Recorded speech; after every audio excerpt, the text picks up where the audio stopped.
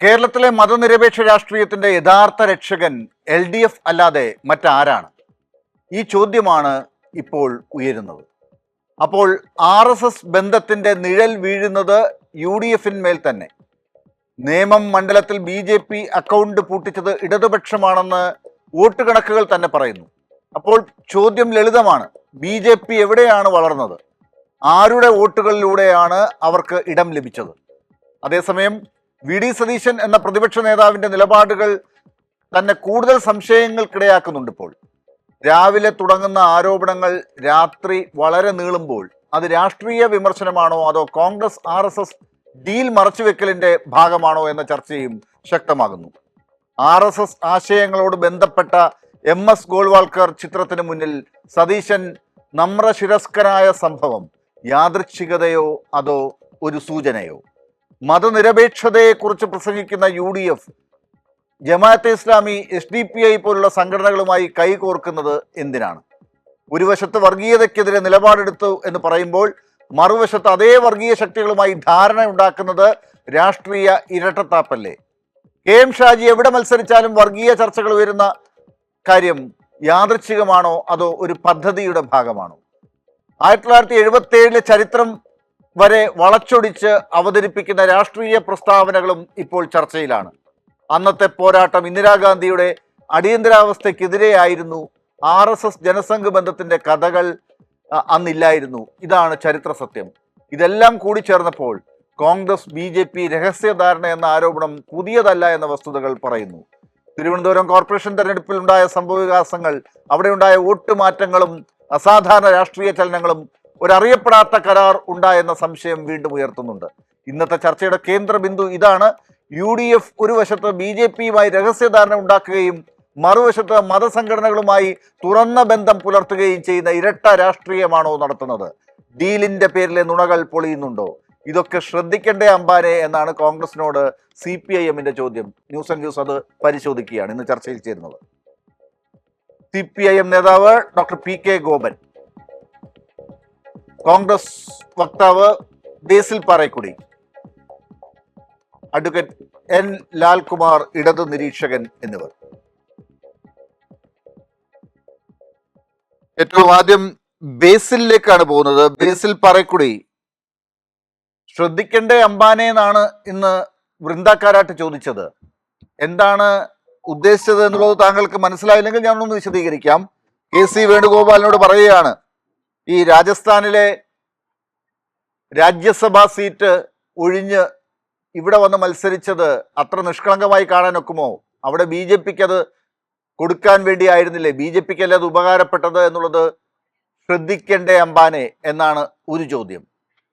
കേരളത്തിൽ മുൻകാലങ്ങളിൽ കോലീബി മുതൽ ഇങ്ങോട്ട് ഉണ്ടായ BJP ബന്ധങ്ങൾ, RSS ബന്ധങ്ങൾ, സംഘപരിവാറിന് വിടുപണി ചെയ്യുകയാണ് ഇപ്പോൾ കോൺഗ്രസ് എന്ന് മുഖ്യമന്ത്രി തന്നെ പറഞ്ഞ കാര്യങ്ങൾ, ഇതൊക്കെ നിലവിലിരിക്കെയാണ് ഇപ്പോൾ ഡീൽ എന്ന് പറഞ്ഞുകൊണ്ട് ഒന്നോ രണ്ടോ മണ്ഡലങ്ങൾ ആദ്യം പറയുന്നു, പാലക്കാട് ആദ്യം പറയുന്നു, പിന്നെ 1-2 മണ്ഡലങ്ങൾ കൂടി ചേർക്കുന്നു, പിന്നെ അത് 5-6 മണ്ഡലങ്ങളാവുന്നു, 10 ആവുന്നു, ഇപ്പൊ എല്ലായിടത്തും ഉണ്ടെന്ന് പറയുന്നു. പക്ഷേ കാര്യങ്ങൾ സ്വന്തം മുന്നണിയുടെ, സ്വന്തം പാർട്ടിയുടെ, സ്വന്തം മണ്ഡലത്തിലെ ഈ സംഘപരിവാർ ബന്ധങ്ങൾ മറച്ചു വെക്കാനാണോ എന്ന ചോദ്യമാണ് സതീശനോട് ഉയരുന്നത്. MS ഗോൾവാൾക്കറുടെ ജന്മശതാബ്ദി ഉദ്ഘാടനം ചെയ്യാൻ പ്രതിപക്ഷ നേതാവ് അന്ന് പോയത് എന്തിനാണെന്ന ചോദ്യം വീണ്ടും ഉയർന്നു വരുന്നു. എന്തുകൊണ്ട് ബേസിൽ? മറുപടി എന്താ? അതായത് വളരെ നന്നായി അവതരിപ്പിച്ചത് ഞാൻ വളരെ നന്നായി കേട്ടു. ഡീൽ, എന്തൊക്കെയോ വലിയ ഡീൽ ഉണ്ടാക്കി. പണ്ട് ഒരു സീരീസ്, ഒരു ചാനലിൽ ഒരു പരിപാടി ഉണ്ടായിരുന്നു, ഡീൽ ഓർ നോ ഡീൽ എന്ന് പറയുന്നത്. അപ്പൊ എന്തോ വലിയ ഡീൽ ഉണ്ടാക്കി, അതായത് ഞാൻ ഈ പറയുന്ന കോൺഗ്രസ് അല്ലെങ്കിൽ ഐക്യജനാധിപത്യ മുന്നണി വലിയ എന്തോ ഡീൽ ഉണ്ടാക്കി എന്നാണ് ഇപ്പോ വളരെ നന്നായി അവതരിപ്പിച്ച അവതാരം വളരെ നന്നായി അവതരിപ്പിക്കുന്നതായിട്ട് ഞാൻ കണ്ടു. കൃത്യമായിട്ട് ഇന്ന് കേരളത്തിന്റെ മണ്ണില് നമ്മളെല്ലാവരും ഇന്ന് കണ്ടതാണ് ഒരു വലിയ deal. Deal or no deal എന്നല്ല, പക്കയായിട്ടുള്ള ഒരു ഡീൽ ഇന്ന് കേരളത്തിന്റെ മണ്ണിൽ നടന്നു. നിങ്ങൾ പറയുമ്പോൾ അതിന്റെ കൂടുതൽ അറിഞ്ഞുകൊണ്ട് തന്നെ പറയാതെ പോകുമെന്ന് നമുക്കറിയാം. ഗോപാലകൃഷ്ണൻ, അതായത് ഗുരുവായൂര് BJP-യുടെ കാൻഡിഡേറ്റ് ആയിട്ടിരിക്കുന്ന ഗോപാലകൃഷ്ണന്റെ കാര്യം നമുക്ക് എല്ലാവർക്കും അറിയാം. ഇന്ന് സുപ്രധാനമായിട്ട് കോടതിയിൽ ഇടപെട്ടിട്ടുണ്ട്.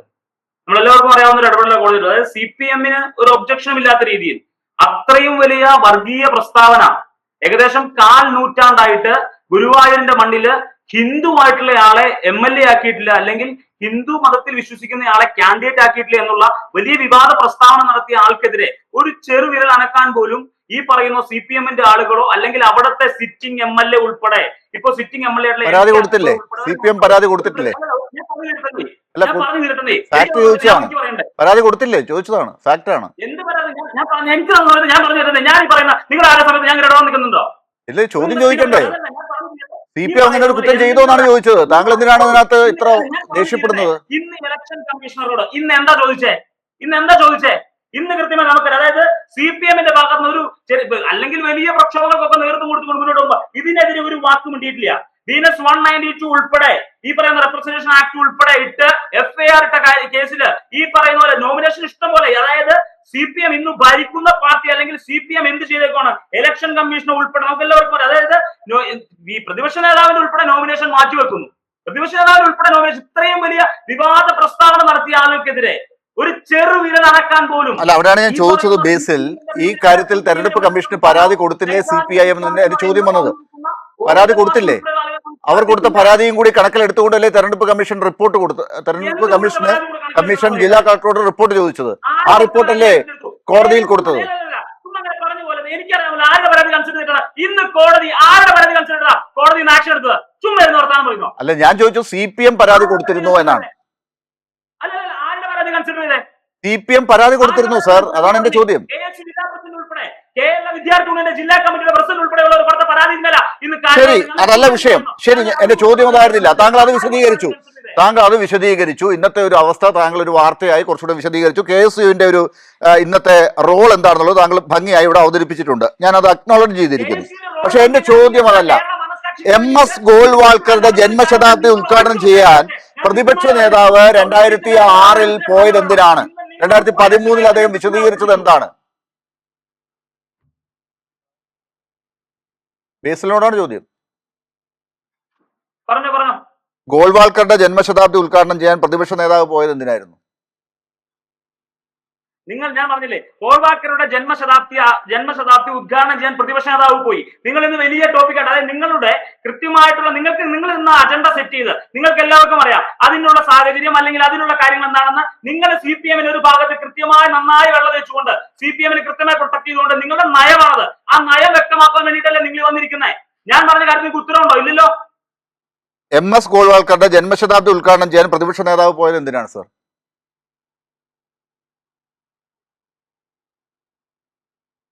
സാർ, ഇത് VD സതീശനൊന്നും പറയുന്നില്ല. അതാണ് ചോദ്യം കോൺഗ്രസ് വക്താവിനോട് ചോദിക്കുന്നത്. നിങ്ങൾക്ക് മറുപടി ഇല്ലേ? ഞാൻ എന്തെങ്കിലും അപമാനിച്ചോ നിങ്ങളെ? ബേസിൽ കേൾക്കുന്നില്ലേ?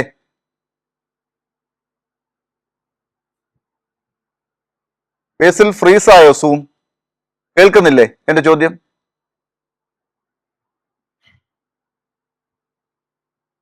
ബേസിൽ കേൾക്കുന്നില്ല. എന്തെങ്കിലും പ്രശ്നമുണ്ടോ? നമ്മൾ ഇവിടുന്ന് ഇടപെടേണ്ട പ്രശ്നമാണോ? ചോദ്യം മാറ്റി ചോദിക്കണോ?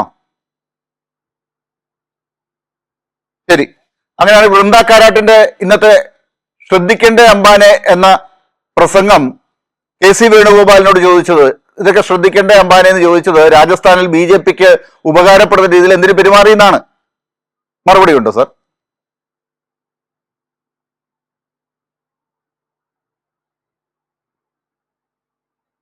ബേസിൽ, സാങ്കേതിക പ്രശ്നമാണോ എന്റെ പ്രശ്നമാണോ എന്ന് എനിക്കറിയില്ല. ബേസിലേക്ക് വരാം.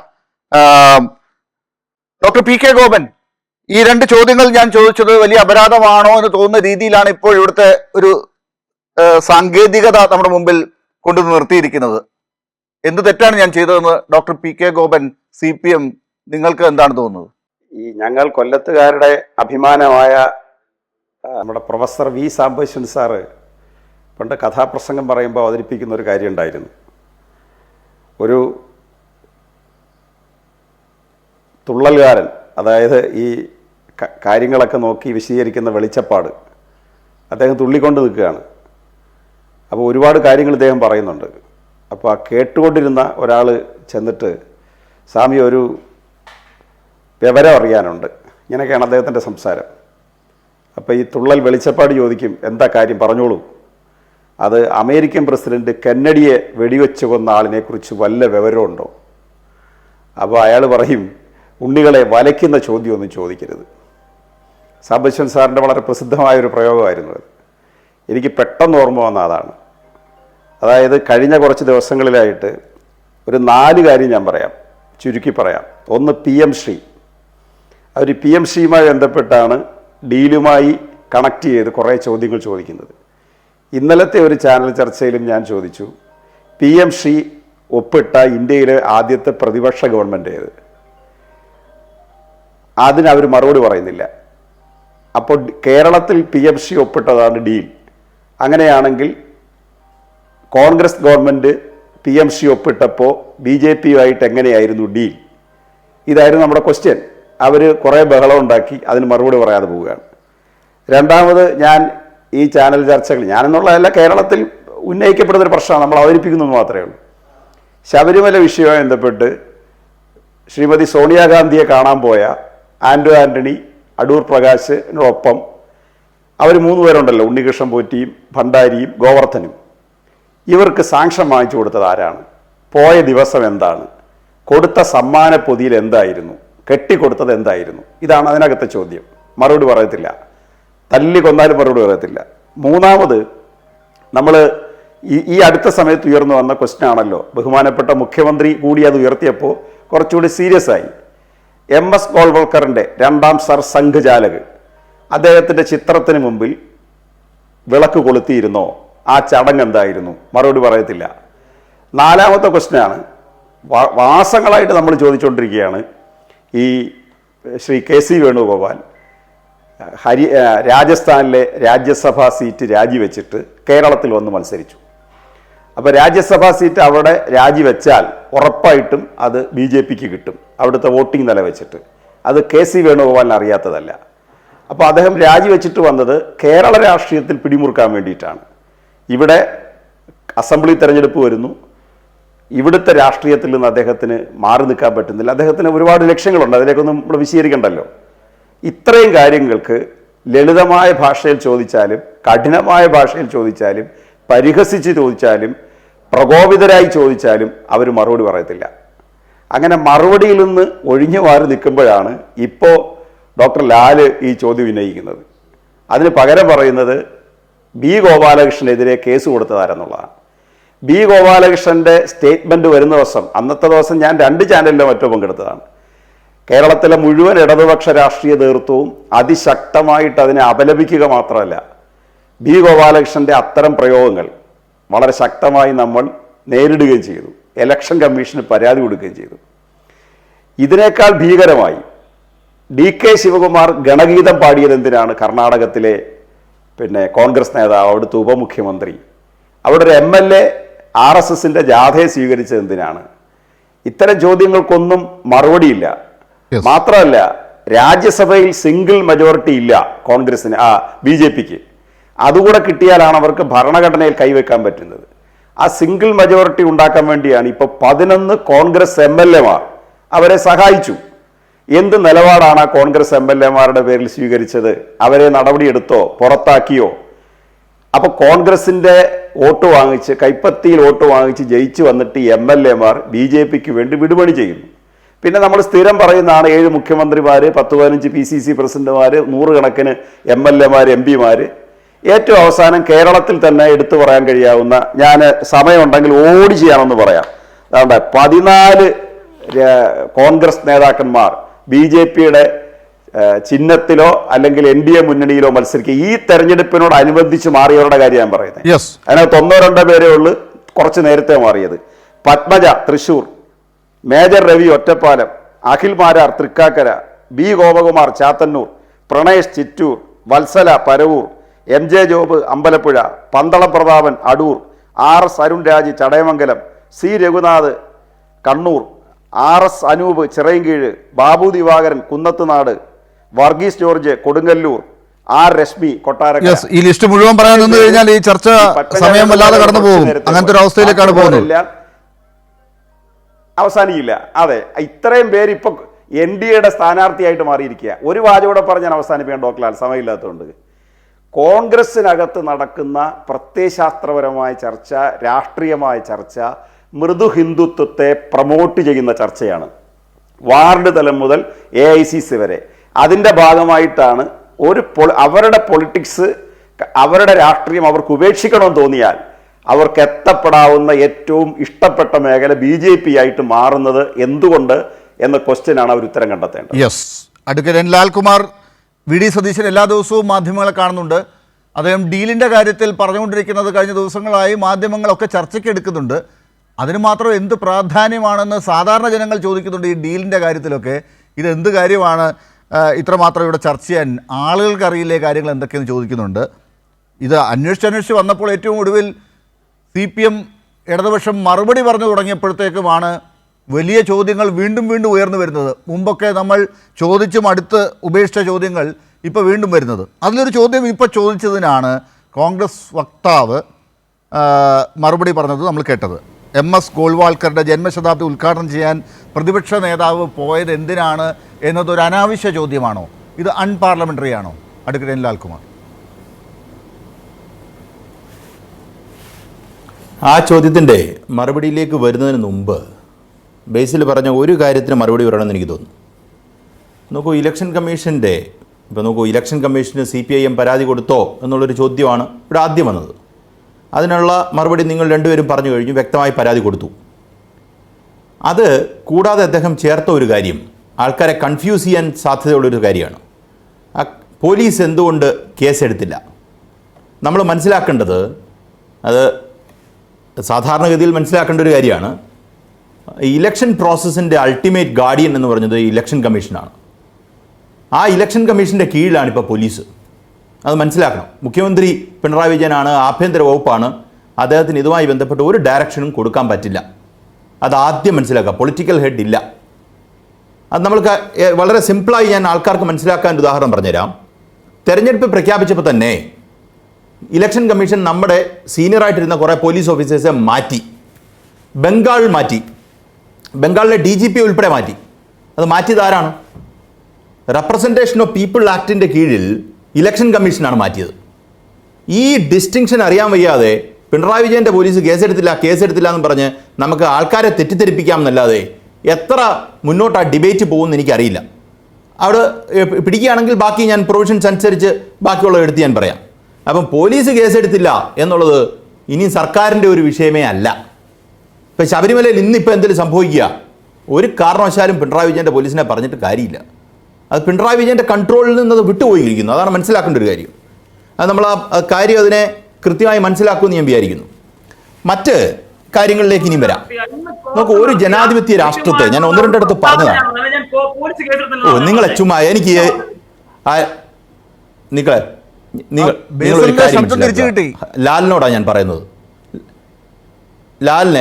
ലാലിനോടാണ് ഞാൻ പറയുന്നത്, ഒരു ചർച്ചയ്ക്ക് വിളിച്ചാൽ ഒരാൾ പറയുന്നുണ്ടെങ്കിൽ അത് പറയാൻ അനുവാദം ഉണ്ടാകുക. താങ്കളാണ് അവതാരകൻ. ഇവിടെ വന്നിരുന്ന് അലയ്ക്കാനും ബഹളം ഉണ്ടാക്കാനും ഒരു താല്പര്യവുമില്ല. വേറെ ഒരു തൊഴിലും ഇല്ലാതെ ഇവിടെ വന്നിരിക്കുകയല്ല. താങ്കൾ അത് നിയന്ത്രിക്കുക. അപ്പുറത്ത് അല്ല, ഇത് ഒരു പതിവായി വന്നിട്ടുള്ളത് കൊണ്ടാണ് ഞാൻ അപ്പുറത്ത് ശബ്ദം ഉയർത്തുമ്പോൾ ഞാൻ ഒന്നും പറയാറില്ല. ഇപ്പോൾ ഗോപൻ പറഞ്ഞു, ബേസിൽ ആദ്യം പറഞ്ഞു നമുക്ക് ഒരു പണിയില്ലാതിരിക്കുക, എന്നാൽ പിന്നെ ചർച്ചയ്ക്ക് വന്ന് TV വന്നിരുന്നേക്കാം എന്നൊരു തൊഴിലല്ല നിൽക്കുന്നത്. വന്നിരുന്ന് കഴിഞ്ഞാൽ അവസരം ഉണ്ടാകണം. അത് ആരായാലും അപ്പുറത്ത്. ഞാൻ എൻ്റെ കാര്യത്തിലേക്ക് വരാം. കേരളത്തിലെ ഒരു ജനാധിപത്യ രാഷ്ട്രത്ത് തെരഞ്ഞെടുപ്പുമായി ബന്ധപ്പെട്ട ഒരു കാര്യം പറഞ്ഞു. ഒരു പൊളിറ്റിക്കൽ പാർട്ടിക്ക് സംസ്ഥാനത്തോ രാജ്യത്തോ റെക്കഗ്നിഷൻ എന്ന് പറയുന്ന ഒരു കാര്യം വരുന്നത് അത് പ്രവർത്തനം മാത്രമല്ല. ഇപ്പോൾ നോക്കൂ, SUCI എന്ന് പറഞ്ഞൊരു പാർട്ടിയുണ്ട് കേരളത്തിൽ. അതൊരു പൊളിറ്റിക്കൽ പാർട്ടിയാണ്. ആ പാർട്ടി ഒരിടത്ത് തിരഞ്ഞെടുപ്പ് പലയിടത്തും മത്സരിക്കുന്നുണ്ട്, ജയിക്കുന്നില്ല. ഇപ്പോൾ ഇന്നലെ കോൺഗ്രസിൻ്റെ നേതാവ് ഒരു ചർച്ചയിൽ പറഞ്ഞത് SDPI എന്ന് പറയുന്ന പാർട്ടിക്ക് പാർലമെൻറ്റ് അംഗങ്ങളും നിയമസഭാ അംഗങ്ങളും ഒന്നും ഉള്ള പാർട്ടി അല്ലല്ലോ എന്നുള്ള ഒരു വാദം പറഞ്ഞു. അത് ശരിയാണ്. ആ വാദത്തിൻ്റെ പ്രത്യേകത, തെരഞ്ഞെടുപ്പിൽ വിജയിക്കുന്നു എന്ന് പറയുന്നത് ഒരു വലിയ പ്രാധാന്യമുള്ളൊരു കാര്യമാണ്. കാര്യം law making body, legislative body എന്ന് പറയുന്ന ലോ മേക്കിംഗ് ബോഡിയാണ്. ആ ബോഡിയിലേക്ക് നിങ്ങൾക്ക് അകത്തേക്ക് കയറാൻ ഒരു അവസരം കിട്ടുകയാണ്. എന്നുവെച്ചാൽ നിങ്ങൾ ഈ രാജ്യത്തിൻ്റെ നിയമം നിർമ്മിക്കുന്ന പ്രോസസ്സിലേക്ക് കടക്കുകയാണ്. ഞാനിത് പറയുന്നത് എന്താണെന്ന് വെച്ചാൽ, ഈ രാജ്യത്തെ നിയമനിർമ്മാണ പ്രോസസ്സിൽ BJPയെ പൂർണ്ണമായി അകറ്റി നിർത്തിയിരുന്ന സംസ്ഥാനം കേരളമാണ്. അതിന് അവസരം കൊടുത്തത് കോൺഗ്രസ് മാത്രമാണ്. നമ്മൾ ആദ്യത്തെ നിയമസഭ എടുക്കുക. നിയമസഭ എടുത്തു കഴിഞ്ഞാൽ നിയമത്തെ എന്തുകൊണ്ട് BJP ജയിച്ചു?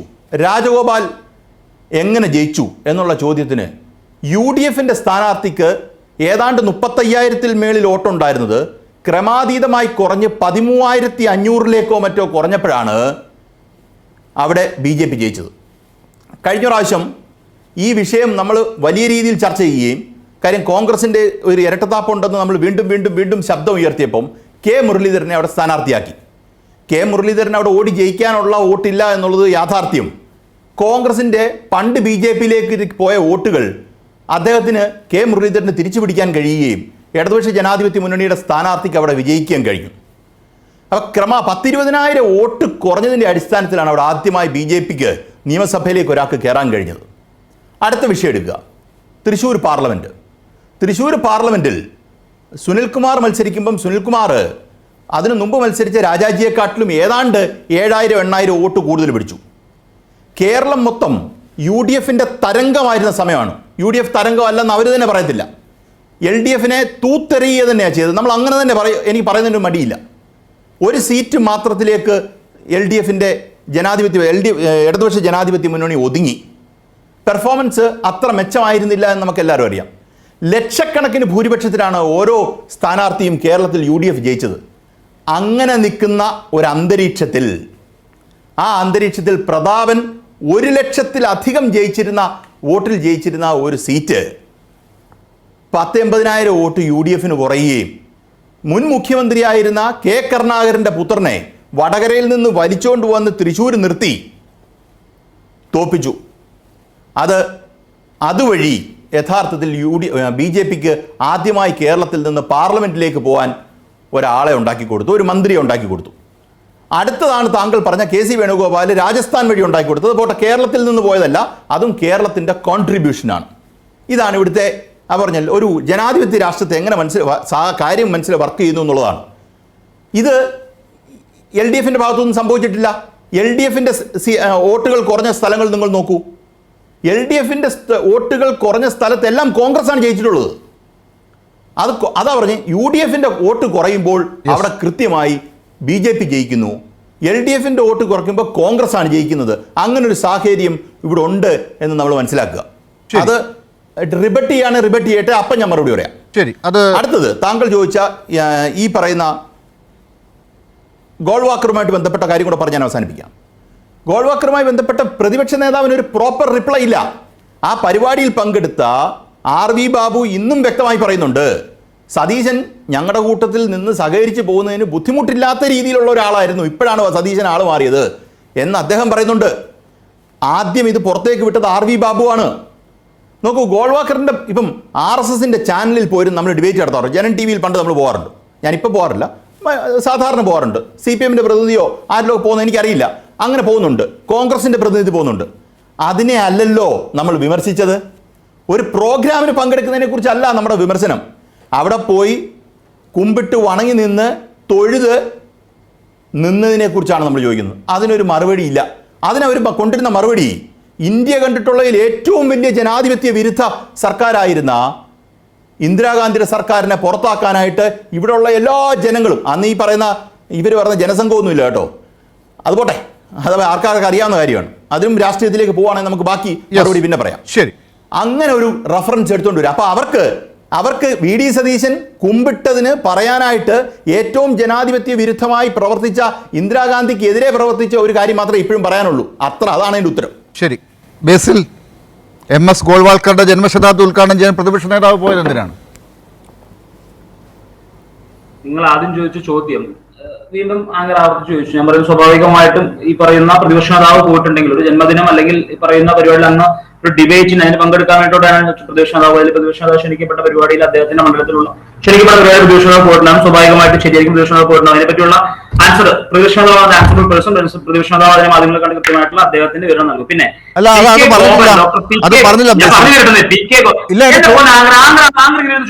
ഒരാൾക്ക് പറയാനുള്ള അവർ രണ്ടൊരു എക്സ്പ്രഷൻ കൊടുത്തു, അവർ കൃത്യമായിട്ടുള്ള സമയം കൊടുത്തല്ലോ. ബേസിൽ പറഞ്ഞ ഒരു ചോദ്യത്തിന് ബേസിൽ ഈ ചോദ്യത്തിന് ഉത്തരം പറയാൻ ഉദ്ദേശിക്കുന്നില്ലെങ്കിൽ അത് പറഞ്ഞോളൂ. ഞാൻ താങ്കൾക്ക് വേറെ അവസരം തരാം. താങ്കൾ മറ്റു കാര്യങ്ങൾ താങ്കൾ പറഞ്ഞോളൂ. എന്റെ ഈ ചോദ്യത്തിന് ബേസിൽ ഞാൻ ചോദിച്ച ചോദ്യത്തിനാണ് അവർ ഉത്തരം പറഞ്ഞത്. ഞാൻ പറഞ്ഞിട്ടുണ്ട്. PK ഗോപന് വർത്താനം പറയണ്ടായി KC വേണുഗോപാലിന്റെ ലക്ഷ്യത്തെ പറ്റിയൊക്കെ ബേസിൽ ഒറ്റ കാര്യം, ബേസിൽ താങ്കൾ അത് വിശദീകരിച്ചോളൂ. എനിക്ക് ഒറ്റ കാര്യം അറിയേണ്ടതുള്ളൂ. MS ഗോൾവാൾക്കറുടെ ജന്മശതാബ്ദി ഉദ്ഘാടനം ചെയ്യാൻ പ്രതിപക്ഷ നേതാവ് പോയത് എന്തിനാണെന്ന് അദ്ദേഹം മാധ്യമങ്ങളോട് മറുപടി പറയുമെന്നാണ് താങ്കൾ ഇപ്പോൾ പറഞ്ഞത്. കോൺഗ്രസ് വക്താവ് പറഞ്ഞിരിക്കുന്നത് അദ്ദേഹം മാധ്യമങ്ങളോട് ഇന്ന് മറുപടി പറഞ്ഞില്ല. ആ ചോദ്യം ചോദിച്ചപ്പോൾ അദ്ദേഹം അതിനോട് തൊടാതെ പോയി. അദ്ദേഹം the responsible person, the opposition leader of Kerala VD Satheesan അതിന് ഉത്തരം പറഞ്ഞോളൂ. ഞാനത് അതായത് ഇന്ന് ഈ പറയുന്ന ഡോക്ടർ PK ഗോപൻ വർത്താനം പറഞ്ഞു. കോൺഗ്രസ് വക്താവിന് ഈ ചോദ്യത്തിന് ഉത്തരം പറയാൻ പറ്റുന്നില്ല. ഞാൻ പറഞ്ഞെന്താ, അദ്ദേഹത്തിന്റെ മണ്ഡലത്തിൽ ഒരു പൊതുപരിപാടിക്ക് അല്ലെങ്കിൽ അദ്ദേഹത്തിന്റെ മണ്ഡലത്തിൽ ഒരു പരിപാടിക്ക് വിളിച്ചപ്പോൾ അദ്ദേഹം പോയിട്ടുണ്ടാകും. അതെന്തുകൊണ്ട് അത് ഉണ്ടാകുമെന്നാണ്? അതെന്തുകൊണ്ട് അദ്ദേഹം പറയുന്നില്ല?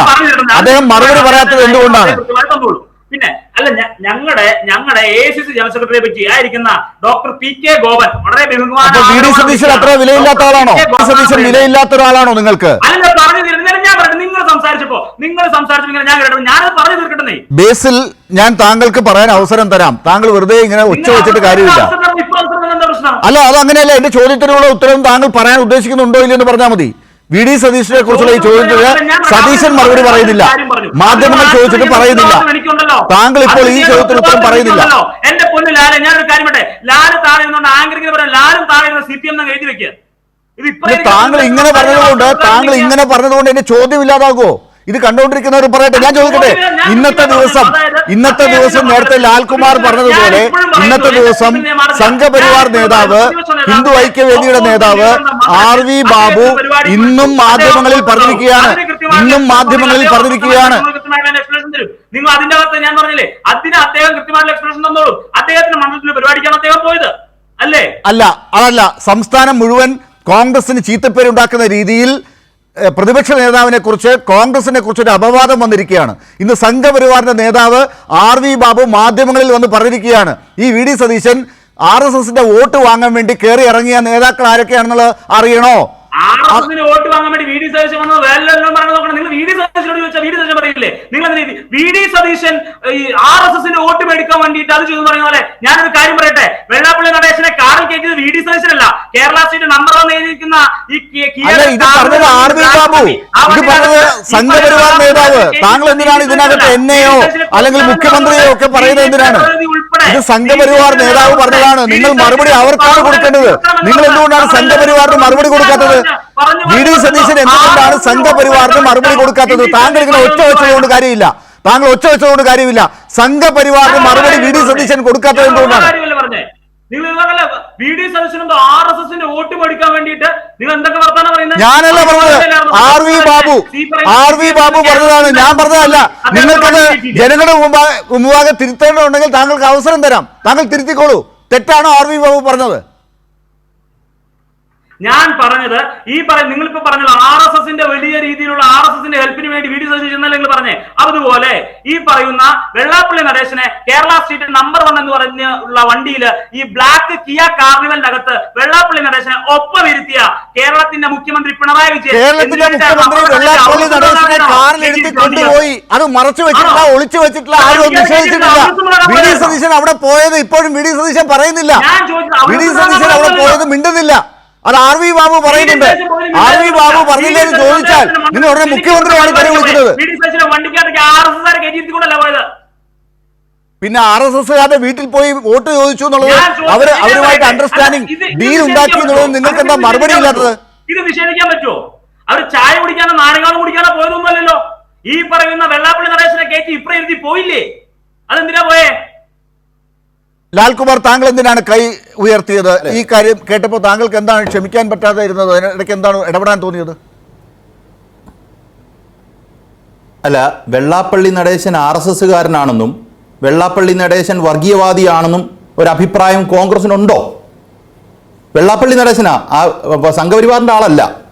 പരസ്യമായിട്ട് അങ്ങ് പറഞ്ഞാൽ മതി. വെള്ളാപ്പള്ളിയെ കയറ്റിയത് പ്രശ്നം. വെള്ളാപ്പള്ളി വർഗീയവാദിയാണോ? ഈ ഗോൾവക്കറിന്റെ കൂട്ടത്തിൽ നിൽക്കുന്ന ആശയത്തിൽ പെടുന്ന ആളാണോ? SNDP യോഗം അങ്ങനാണോ എന്ന് കോൺഗ്രസിന് അഭിപ്രായം ഉണ്ടോ എന്നൊരു ന്യായമായ ചോദ്യമല്ലേ? താങ്കൾ ചോദിക്കേണ്ട ചോദ്യം വരുന്നത്. ശരിയാണ്. ബേസിൽ, വെള്ളാപ്പള്ളി നടേശൻ RSSകാരനാണെന്നോ അല്ലെങ്കിൽ വെള്ളാപ്പള്ളി നടേശൻ വർഗീയവാദിലെ RSSകാരനാണെന്നോ ഞാൻ പറഞ്ഞില്ല.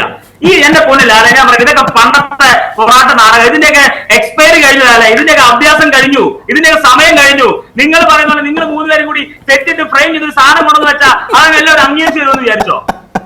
ഞാൻ പറഞ്ഞില്ല, എനിക്ക് പറയാനുള്ള ഉത്തരം കേൾക്കാനുള്ള മാന്യമായിട്ടുള്ള, അതായത് ഈ പറയുന്ന പോലെ എന്നെ ചർച്ചയ്ക്ക് വിളിച്ചിട്ടേക്കുന്നതാണല്ലോ. അല്ല, താങ്കൾ ആദ്യം കാര്യം ചെയ്യൂ, താങ്കൾ ആദ്യം ഉത്തരം പറയൂ, ഞാൻ ചോദ്യം പിന്നീട് അതിനനുസരിച്ച് ഫ്രെയിം ചെയ്യാം.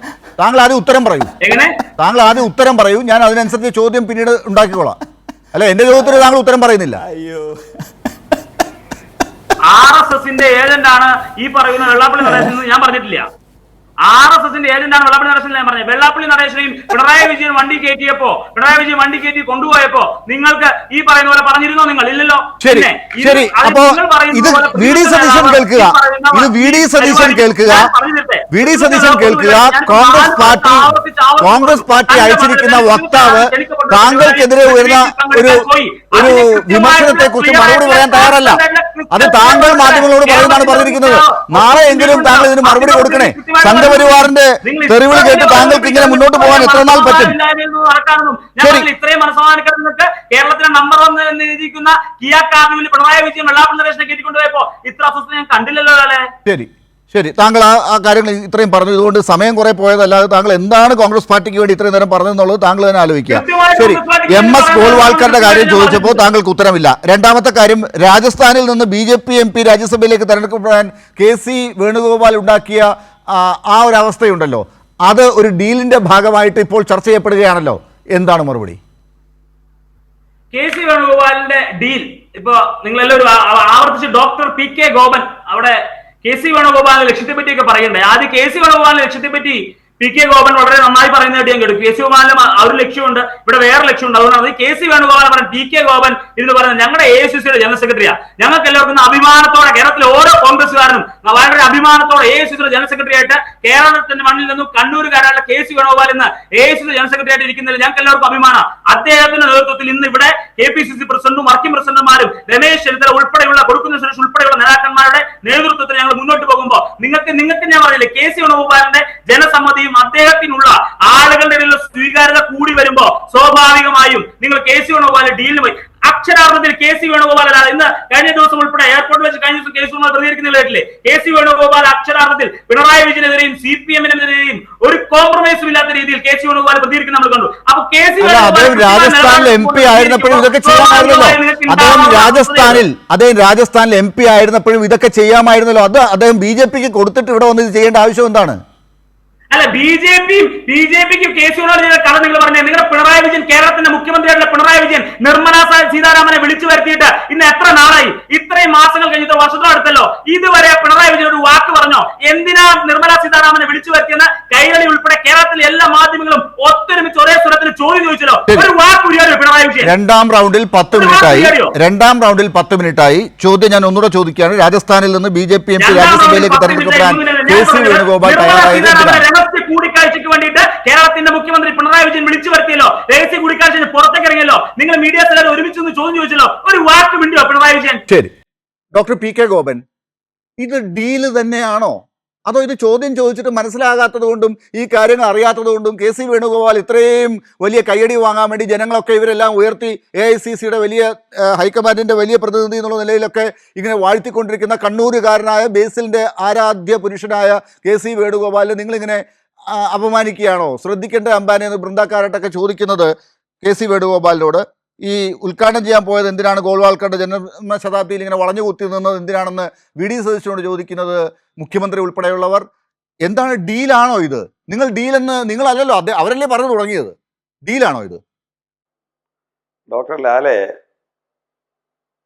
VD സതീശൻ മറുപടി പറയാത്ത, KC വേണുഗോപാൽ മറുപടി പറയാത്ത ഒരു കാര്യത്തിൽ ഈ പാവം ബേസിലിനെ ഇട്ട് ഈ സന്ധ്യയ്ക്ക് ഇങ്ങനെ വിഷമിപ്പിക്കരുത്.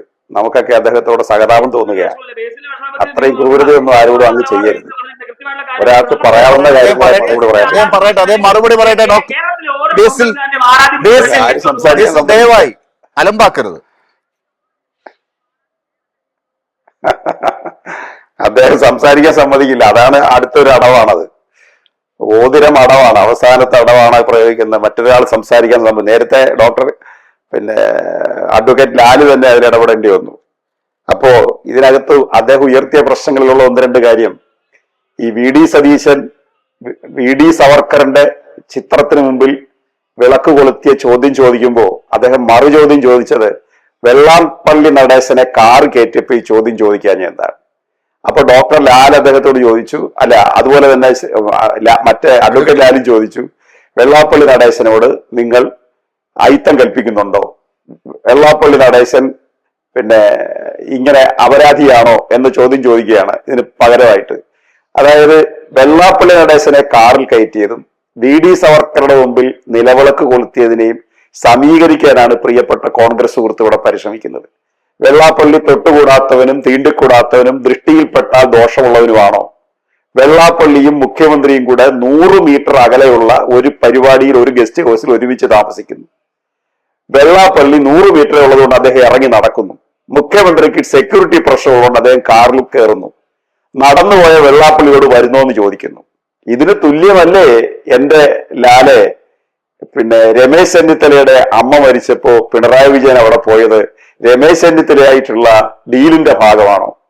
ഉമ്മൻചാണ്ടി സാറിനെ ചികിത്സയുമായി ബന്ധപ്പെട്ട് ആ കുടുംബത്തിന്റെ ഒപ്പം നിൽക്കുകയും അവിടെ പോവുകയും ചെയ്യുന്നത് ഡീലിന്റെ ഭാഗമാണോ? ഇന്നലെ ഒരു ചർച്ചയിൽ ഇവരുടെ സുഹൃത്ത് പറയുകയാണ്, പരമേശ്വരന്റെ അനുശോചന പ്രമേയത്തിൽ അദ്ദേഹത്തെ പുകഴ്ത്തി പിണറായി വിജയൻ സംസാരിച്ചു, അത് ഡീലിന്റെ ലക്ഷണമാണെന്ന്. അതായത് ഒരാളിന്റെ അനുശോചന യോഗത്തിൽ അയാളുടെ നന്മ എടുത്തു പറയുക എന്നുള്ളത് സാമാന്യ ലോകമര്യാദയാണ്. ആ ലോകമര്യാദയുടെ ഭാഗമായിട്ട് സംസാരിച്ചത് പോലും അപരാധമായി ചിത്രീകരിച്ചുകൊണ്ടാണ് ഇതിന് മറുപടി പറയാൻ ഇവർ പരിശ്രമിക്കുന്നത്. മറ്റൊന്ന്, ഈ ശ്രീ വി ഡി സതീശൻ വളരെ ആവേശത്തോടു കൂടിയാണ് തിണ്ണനിറങ്ങൽ എന്ന പ്രയോഗം നടത്തിയത്. അതിന് മറുപടി ശ്രീ സുകുമാരൻ നായർ പറഞ്ഞ എന്താണെന്ന് നമ്മളെല്ലാം കേട്ടതല്ലേ. 1.5 മണിക്കൂർ നേരം എന്റെ ഈ കസേരയ്ക്ക് മുമ്പിൽ വന്ന് നിന്നു. ഇരിക്കാൻ പറഞ്ഞിട്ട് ഇരിക്കുന്നില്ല. അവസാനം ഇവിടെ നിന്ന് ഒരാൾ ഒരു കസേര എടുത്തു കൊടുത്തപ്പോ അതിലിരുന്നു, ഇറങ്ങി പോകുന്നില്ല. 1.5 മണിക്കൂർ. അന്ന് ഇറങ്ങിയതാണോ ഇല്ലയോ എന്നുള്ളത് ഞാൻ പറയുന്നില്ല. ഇങ്ങനെയാണ്. കാരണം തിണ്ണനിറങ്ങൽ എന്നൊരു ആലങ്കാരിക ഭാഷയാ. അല്ലാതെ ഒരാൾ തിണ്ണയ്ക്ക് വന്നിരുന്ന് ഇങ്ങോട്ട് പഴയ കാലത്ത് ജന്മി തറവാടിന്റെ മുമ്പിൽ നിന്ന് ഇറങ്ങുന്ന പോലെ ഇറങ്ങുകയല്ലോ.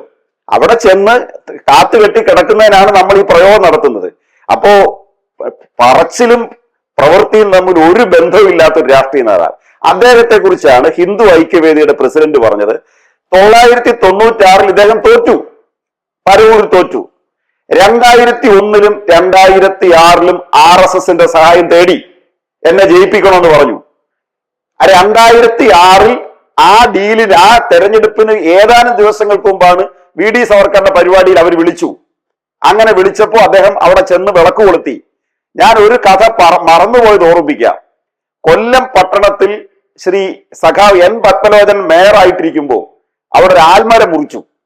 ആ ആൽമരം മുറിച്ചതിന് ശേഷം RSS അവിടെ ഒരു പരിപാടി നടത്തി, ഒരു സാംസ്കാരിക ചാരിറ്റി പരിപാടി എന്നും പറഞ്ഞ പത്മലോചനെ വിളിക്കുന്നത്. പത്മലോചൻ ഇത് അറിയാതെ തന്നെ അവിടെ ചെല്ലുന്നു. ചെന്നിട്ട് ചാരിറ്റി പരിപാടിയാണെന്നും പറഞ്ഞ് അദ്ദേഹം വിളക്ക് കൊളുത്തുന്നു ആ പരിപാടിയിൽ. പത്മലോചനെ പാർട്ടി നടപടിയെടുത്തു എന്ന് മാത്രമല്ല, മേയർഷിപ്പിൽ നിന്ന് ഒഴിവാക്കി അദ്ദേഹത്തെ. കൊല്ലം മേയർ ആയിരുന്ന N പത്മലോചനെ അദ്ദേഹം അറിയാതെ ചെയ്തതാണ്, ഇതുപോലെ ബോധപൂർവ്വം പോയതല്ല. വളരെ സീനിയർ മോസ്റ്റ് ആയ ലീഡർ. ആ പാരമ്പര്യമുള്ള കമ്മ്യൂണിസ്റ്റുകാർ വി ഡി സതീശനോട് ചോദിക്കുകയാണ്, നിങ്ങൾ വി ഡി സവർക്കറിന്റെ മുമ്പിൽ, സഹോദരനാണല്ലോ, സഹോദരന്മാരാണല്ലോ, നിങ്ങൾ ആശയങ്ങൾ കൊണ്ട് ഐക്യദാർഢ്യം പ്രഖ്യാപിച്ചുള്ളവരാണല്ലോ. ക്ഷമിക്കണം, ഞാൻ 200 പ്രാവശ്യം സവർക്കറെ കാര്യം പറഞ്ഞു. MS ഗോൾവാക്കറുടെ ചിത്രത്തിൽ ചെന്നിട്ട് അദ്ദേഹം വിളക്ക് കൊളുത്തി. അപ്പൊ അങ്ങനെ കൊളുത്തിയത് എന്തിനാന്ന് ചോദിച്ചാൽ അതിന് സമാധാനം പറയാതെ പിണറായിയെ ചീത്ത വിളിച്ചാൽ മതിയോ? ഇത് പിണറായി സഖാവല്ല ആദ്യം പറഞ്ഞ, കേരളത്തിൽ മുഴുവൻ ആളുകളും പറഞ്ഞു. CM പറഞ്ഞപ്പോ കുറച്ചുകൂടെ ഗൗരവമുള്ളതായിട്ട് മാറി.